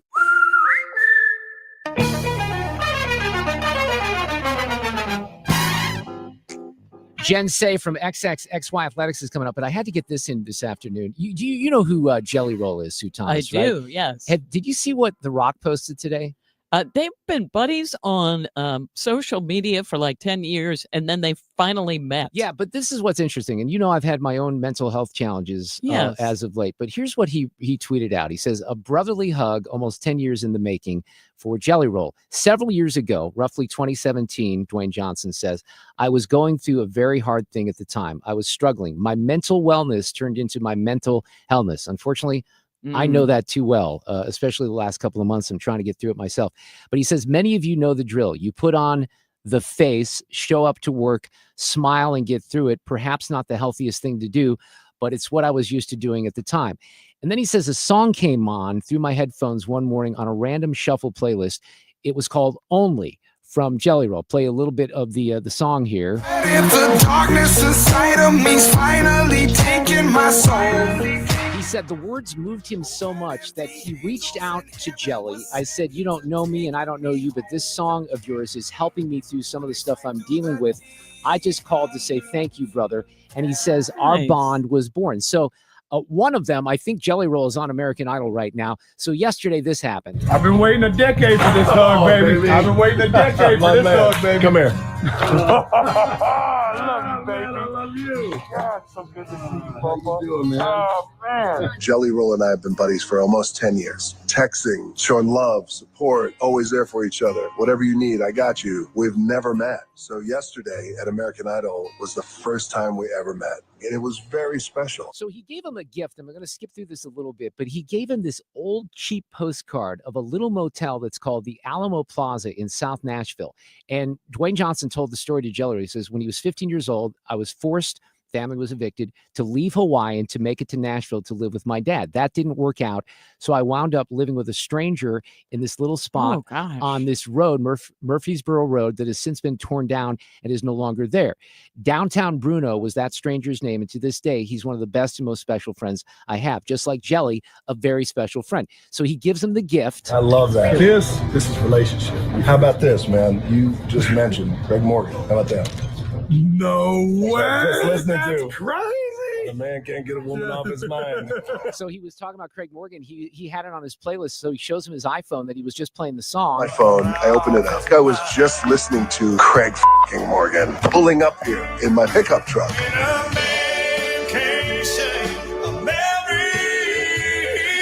So Dwayne Johnson said every once in a while, and man, Sue, I can really speak to this, we all get sliced up by life, but it's amazing to see what kind of blessings and people that God and the universe will put in our lives to help us heal through our pain. And I'll tell you what, this meeting in the video that he put up was really cool. It was 2017. I was shooting a movie at that time, and I was going through it, man. I was fucking spinning. I had some going on in my life that I couldn't tell anybody about. You got to put on the face. You put on the brave face. When I heard that song, Only, come over my phone, and it was on a playlist, and it was random. When I heard that first verse, second verse, third verse, that was it. I just thought it was great that Dwayne Johnson had admitted and kind of confronted his mental health issues. I've been very open about mine. Candidly, I'm still struggling with some stuff. I'm trying to get through it. I'm working at it, but you see a story like that and you get inspired. And one of the things that Jelly Roll said to Dwayne Johnson is, at first in your career in the music industry, you're putting up your plaques and your platinum records and all that stuff. But in the end, that doesn't really mean a lot. And he really was impressed with that little postcard. And Dwayne Johnson closed out his post on Twitter by saying, "Love you, brother, and cheers to all our plaques coming down." It was really cool. I retweeted it earlier today. Traffic from the 97.1 FM Talk Traffic Center.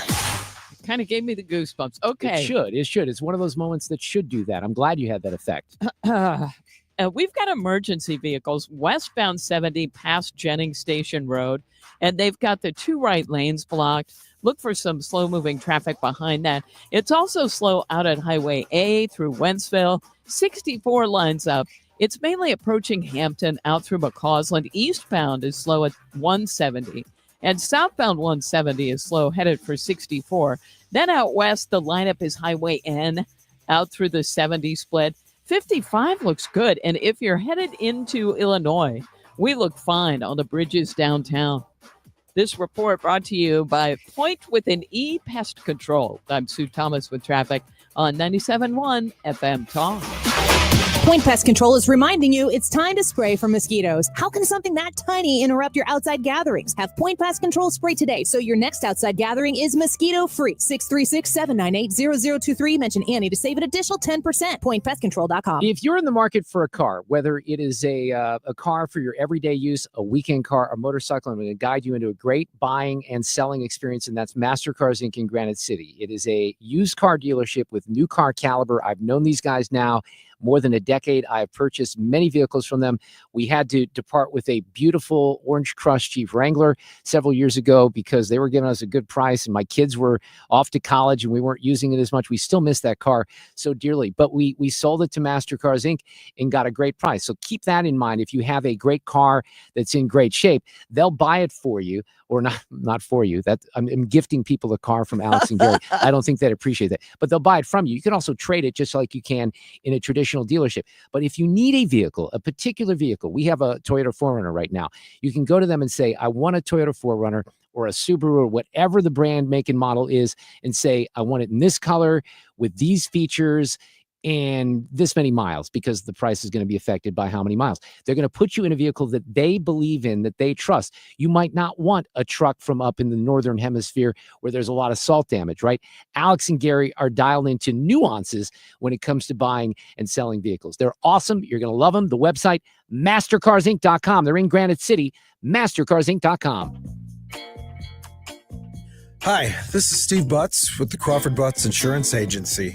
I know we're all experiencing sticker shock when you get your insurance premium. Now more than ever, you need an independent insurance agent to find the best value for your family's insurance needs. Crawford Butts, family owned and operated for more than 60 years. Please give us a call at 314-752-2500 or at crawfordbutts.com. It's time for a $98 AC tune-up. This portion of the show is sponsored by Jerry Kelly Heating and Air. We've signed an agreement with them, and we hope that that agreement is going to be a template for other universities who acknowledge that there is no room for men and women's sports. The university is apologizing. It is taking away the titles that were incorrectly given to men. We've righted a wrong today. Oh, thank goodness. This is happening. It's a big, big step. Here's Paula Scanlon, one of the victims of Will Thomas. What I did not like about this apology was that they just simply said, well, we were following the rules. To my question, Title IX has always been what it is. Mm-hmm. How is it just changing the rules that men can magically be women for a couple of years and then went back to reality? They've been given no justification for that. I think, again, this is a wonderful start. I think we've seen the Trump administration has been so strong on this. I appreciate their leadership in this issue. It shows that they really are doers. They're getting things done. They're doing exactly what they promised. And I'm so grateful for that. A lot of positives, but still some questions out there. Jen Shea is back with us. She's the founder and CEO of a great clothing brand, XXXY Athletics, a USA champion gymnast, producer of the Emmy Award-winning documentary Athlete A on Netflix. Jen, what a victory this is from yesterday. But again, still some questions about other schools doing the same thing and maybe the NCAA as well. How are you? Yeah, I think Paula put it really well. You know, for the last, 5 to 10 years, the powers that be, the institutions, they've been pretending that biology is this like quaint, outdated idea. It made it's so crazy. But, and they've attacked anyone that would call Will Thomas a man, which he is. He should compete in men's. But this fever completely took hold. But I think Paula is right. I mean, I don't think we're seeing a moral epiphany here on the part of University of Pennsylvania. They're basically saying they will now comply with the law. To her point, Title IX has always been the law, but this fever took hold and they were kind of going the other way. And I wanted to say also, they weren't just complying with the law. They were celebrating Thomas. They were submitting Will Thomas to be a female athlete of the year to Sports Illustrated. Like they were looking at this as a civil rights triumph. So, they were all in on this. I think the apology is weak. At the end of the day, though, I don't care. They were forced into submission. They will uphold Title IX. They will uphold the law. And other universities will be cowed. They are not going to want to be investigated. They are not going to want to give up federal funding due to Title IX violations. And this is how change happens. Eventually, the culture will change. Right now, it needs to be done with a heavy hand. I've had Paul on the show and Olivia Krolchek and, team members of Will Thomas who have said, look, if they raised a red flag, the administration would bring them in and they would convince them. And there were even some team members that were against it at first, if I remember correctly. And then they were convinced by the administration to say, look, this is bigger than you. This is a big moment. So they tried to brainwash them into thinking that, yeah, it's okay that a biological male smokes us in the record book and also changes next to us. Yeah, I mean, if you listen to what Paula says, and I know her personally, and I've heard her, her stories directly, most of which I think she shared publicly, this man was parading around in the locker room, fully intact, fully naked, making no effort to make these women feel more comfortable. In fact, making every effort to make them uncomfortable. When she complained, when she raised this with the university, and keep in mind, she's a sexual assault survivor, they told her to deal with it. Yeah. They told her she needed therapy, and they told her she would never get a job if she raised this because she looks like a bigot. So I can only imagine, I don't know if the full investigation will ever be released by the Department of Education, but I can only imagine what they found would shock even us. You know, I addressed this with another guest earlier about sports journalism. And here you have Riley retweeted this, and she had a great response. Keith Olbermann, who has become, I used to be a fan of Keith Olbermann. I always thought he was a good writer and funny this goes back decades. But his response to this whole story is wanted to congratulate Whiny Gaines on now being able to say she finished tied for 4th, all caps, not tied for 5th, all caps, in the Leah Thomas race. And Riley's response was just perfect. She says, thank you. And while you're keeping track, make sure to congratulate Emma Wyatt, the rightful national champ in the 500 freestyle too. And she goes on to say, if you're insinuating 5th in the nation is bad, what do you call a man who ranks 462nd nationally in the men's category? I mean, how could you not? I don't get the sports journalists out there, Jen. I really don't. I don't know how ESPN, Riley addressed this yesterday too, how they can't address this issue in a fair way and talk about the realities of what these poor women had to go through, but they just won't do it. It's so dumb, as if what she placed has anything to do with it. I want to draw an analogy with you for a second. When I first spoke out about abuse in gymnastics in 2008, the pushback was she was a crappy gymnast. First of all, I was a 7-time national team member and a national champion. But, then it was, well, you were the worst national champion ever. That may in fact be true. I'm not arguing. But why does that matter? Yeah, it shouldn't. If I was a bad gymnast, does that mean coaches should be able to abuse me? No. So if Riley should get to, she can talk about this even if she was last. It's not fair regardless that a man stole the medals, the trophies, the opportunities, and the dignity of the women on his team and that he was competing against in the NCAA. And the UPenn is forced now to give those records back, to give those titles back. Their apology is sort of paltry, but they have to do the thing. And I credit the Trump administration with making that happen. Absolutely. Well, I'll tell you what. Oh, it's Sue here. Thanks for coming on. Hi, Sue. Hi. The other thing that I find appalling is we don't even yet really know the damage that was done to these women who were told it's your fault and what they took on. And, I don't even think we're going to see that until down the line. You know what I mean? Well, that's the part that really upsets me. I mean, it's not just having to accept the unfairness, but then being threatened and bullied if you dare bring it up. This is the behavior of an abuser. This is what, a mom who abuses a child or a dad, they hit them and they say, I wouldn't have to hit you if you just behaved. This is what my coaches said to me. I wouldn't have to tell you you're a fat pig if you just weighed in at 89 pounds instead of 90 pounds.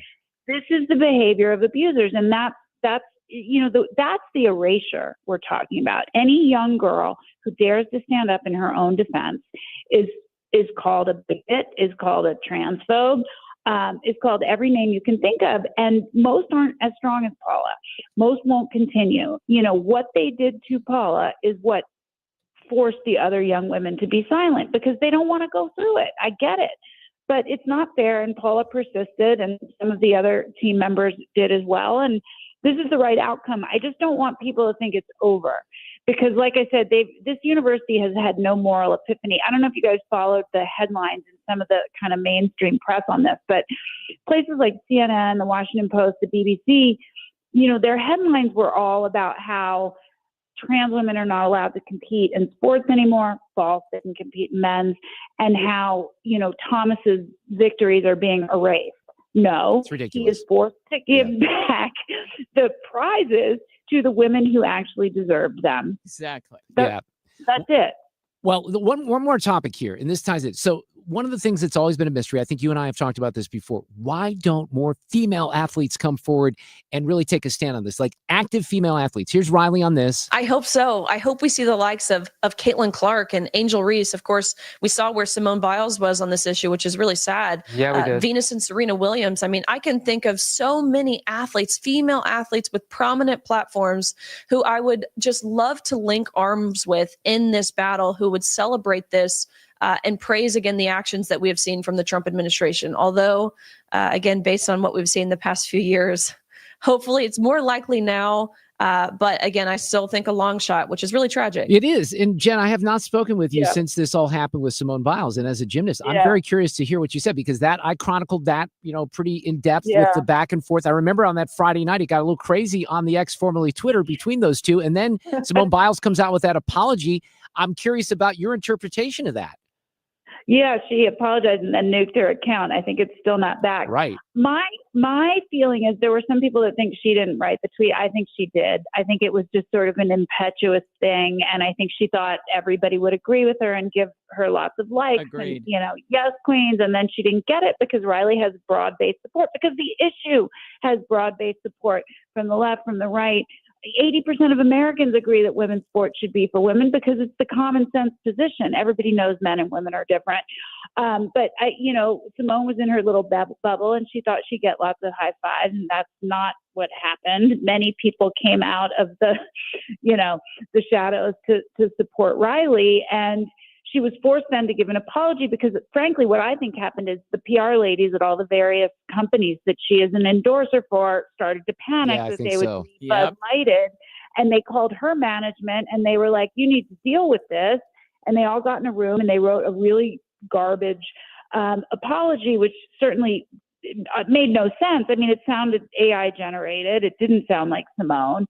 The funny thing, though, I think is, her statement initially was about, Riley, why don't you advocate for a third category, which enraged the trans activists as well. They don't want a third category. They want to be acknowledged as women. So she sort of pissed everybody off, which I think is really funny. But she sort of also at the same time kind of acknowledged that there's a problem and that it exists, totally. right? Yeah. Yeah, totally. She inadvertently acknowledged that they are male-bodied and there needs to be a different solution. So she really angered everybody, and I think she just then opted out by, nuking her Twitter account. The whole thing was quite dramatic, and I think was a really important moment that demonstrated that, look, she's one of the most famous athletes in the world, one of the best.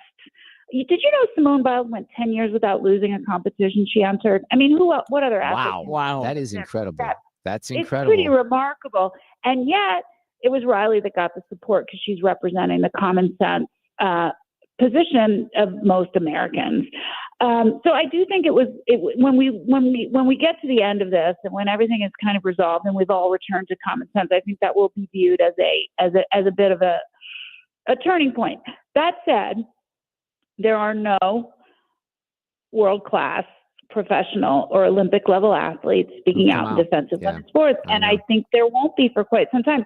If Simone Biles in her tweet had said, "I support Riley Gaines and, women's sports should be for women," I think she would have lost Athleta, United, Uber Eats, all of her big sponsors. That's so sad. That is so, but I think you're right. I think your gut instinct is right. Jen Shea, thank you so much. I will proudly wear my red, white, and blue XXXY hat on the 4th of July. And by the way, they retweeted. Did you ever see the picture of Alexa from a couple of weeks ago? I did. It was an adorable picture of my daughter going to the pool in her hat. I know you acknowledged it. She loves the hat as well. Jen, thank you so much. Have a great 4th of July. Thanks for having me. All right, take Happy care. 4th. Bye.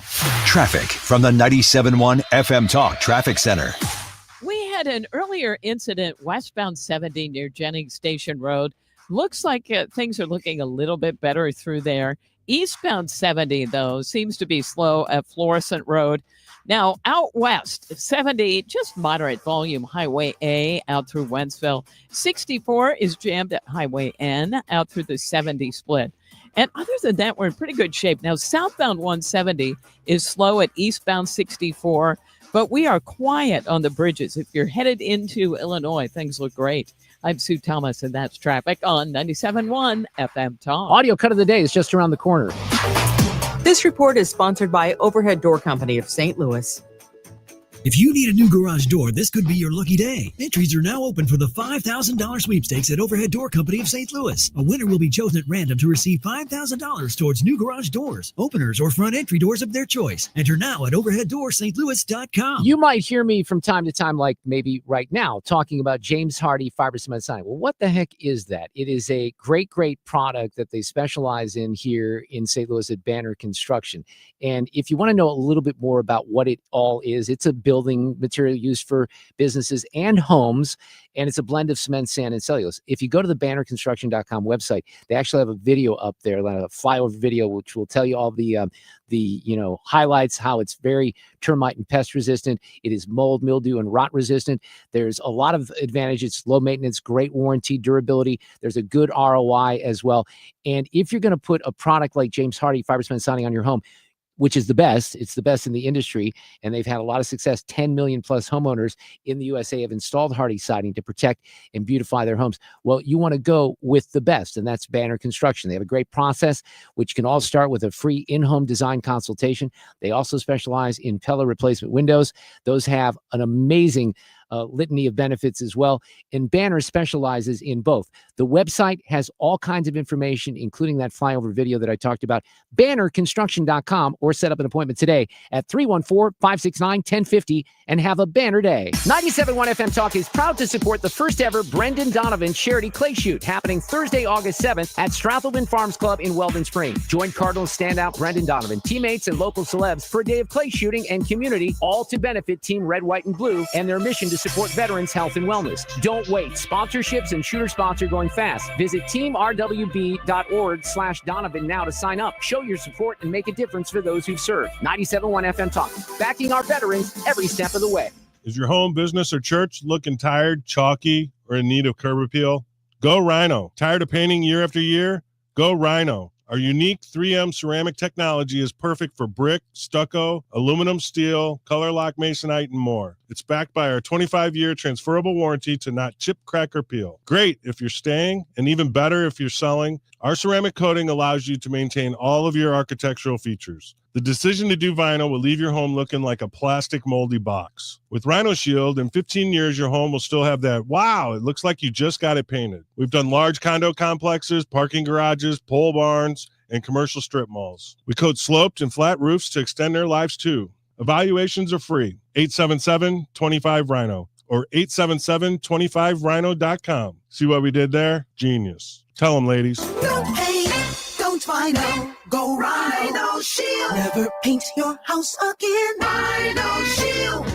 Hey, it's Mark Reardon. If you're nearing retirement or already retired, call my friends Thomas Helbig and Bob Kershaw with the Retirement Advisory Group. They'll show you how linking to the market is much safer than owning the market for your retirement savings. They're the official financial advisors of my show. Go to retirementkey.com. Hey guys, Glover here for my friends Mark and Neil Gelman from the Gelman team of eXp Realty. If you want immediate cash for your home or to see what your home is actually worth in today's market, find out for free from the local experts. 314-336-1991. Go to thegelmanteam.com. Viking, dedicated to creating travel experiences for the thinking person, with programs designed for cultural enrichment on board and on shore. Discover more at Viking.com.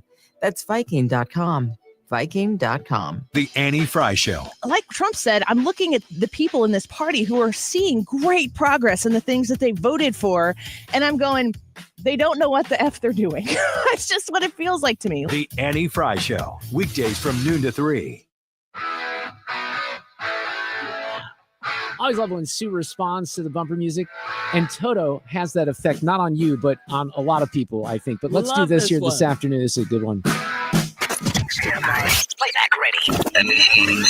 Now, the audio cut of the day. Well, I could play you some stuff from Jason Smith, and maybe I can sneak it in here. The big, beautiful bill, they're still trying to get it passed into the president's desk. But this, to me, is the story of the day, especially with audio. Brian Kohberger pleaded guilty today to 4 counts of first-degree murder, 1 count of burglary in the stabbing deaths back in 2022 of 4 University of Idaho students. It's a terrible, terrible thing that happened to Kaylee Gonclaves, Madison Mogan, Xana Kimadal, and Ethan Chapin. They were all killed in that home. 2 survivors, of course. This was about to go to jury selection, but he did plead guilty today to multiple charges. Here's the district attorney. Kohberger entered the residence at 1122 King Road in Moscow, Idaho. He did that with the intent to kill. We will not represent that he intended to commit all of the murders that he did that night, but we know that that is what resulted, and that he then killed intentionally, willfully, deliberately, with premeditation, and with malice forethought, Maddie Mogan, Kaylee Gonzalez, Ethan Chapin, and Xana Kimadal. So one of the dynamics here that's interesting, and we highlighted this at the beginning of the show, is some of the family members are on board. The victim's family members are on board with the guilty plea, but not all of them. So this is what happened with the judge in that courtroom with Brian Kohberger. Did you, on November 13th, 2022, enter the residence at 1122 King Road in Moscow, Idaho, with the intent to commit the felony crime of murder? Yes. Did you, on November 13th, 2022, in Latah County, state of Idaho, kill and murder Madison Mogan, a human being? Yes. And did you do that willfully, unlawfully, deliberately, and with premeditation and malice of forethought? Yes. Did you honor about that same date in Moscow, Idaho, kill and murder Kaylee Gonzalez, a human being?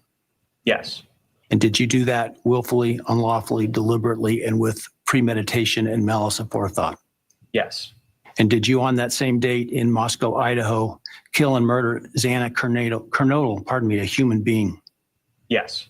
And did you do that willfully, unlawfully, deliberately, with premeditation and malice of forethought? Yes. And then on or about November 13th, 2022, again in Latah County, Idaho, did you kill and murder Ethan Chapin, a human being? Yes. Did you do that willfully, unlawfully, deliberately, with premeditation and malice of forethought? Yes. I wanted to get all the victims in there. I know that was a longer clip maybe than usual, but it's horrifying. And he just answers the question like he's ordering fast food or something like that. Yeah. Again, some of the family members really pissed off. I think justifiably so. We don't know if we'll ever know the motive or hear more. He's going to go to prison for the rest of his life. He will not be shot by a firing squad. And the death penalty, that's disappointing to me. But what's even more disappointing is some of the families will not have closure. Traffic from the 97.1 FM Talk Traffic Center. On the roads tonight, westbound 70 is starting to swell. It's been slow for a while. It's Highway A out through Wentzville. I just mean when you come up on Highway A, there's still a slowdown. And eastbound 40 slowing at Big Bend. Westbound a little slow at Clayton Skinker. We've got an accident reported southbound 270 near Ladue Road. But other than that, we're fine. If you're headed into Illinois, we look great on the bridges downtown. This report brought to you by Jerry Kelly Heating and Air Conditioning. I'm Sue Thomas, and that's traffic on 97.1 FM Talk. In the 70s, baseball player Jerry Kelly decided to do something different. Thanks for calling Jerry Kelly Heating and Air Conditioning. This year, the company Jerry started decided we'd do something different. Thanks for calling Jerry Kelly Heating, Air and Electrical. And electrical. JerryKelly.com. Summer in St. Louis means one thing: Cardinals baseball. It's more than a game. It's an STL tradition. The crack of the bat, the roar of the crowd, the boom of the fireworks. It's the soundtrack to summer for Cardinals Nation. So grab your cap and glove and take your spot in the stands, because in St. Louis, baseball is more than a melody. It's our favorite song. This is Victor Scott II, and there's something for everyone at Busch Stadium. Meet us at the ballpark on Sunday, July 13th, as the Cardinals take on the Braves. 20,000 fans, ages 16 and up, will score a slick retro warm-up jersey courtesy of Mercy. And 10,000 kids 15 and under can grab a one-of-a-kind Cardinals basketball thanks to the Pasta House Company. It's fun for the whole family. Don't miss it. Get tickets at cardinals.com/promotion. St. Louis Cardinals for the Lou. When you're approaching retirement, there are a lot of questions to answer. Do you have enough money to fund your income for life? How should you claim Social Security? And what's your plan for health care and long-term care? Hi, I'm Eric Robert, Director of Investments with the ClearPath Wealth Management Group at Stifel and host of On the Money Saturday mornings at 11 on 97.1 FM Talk. Don't leave your retirement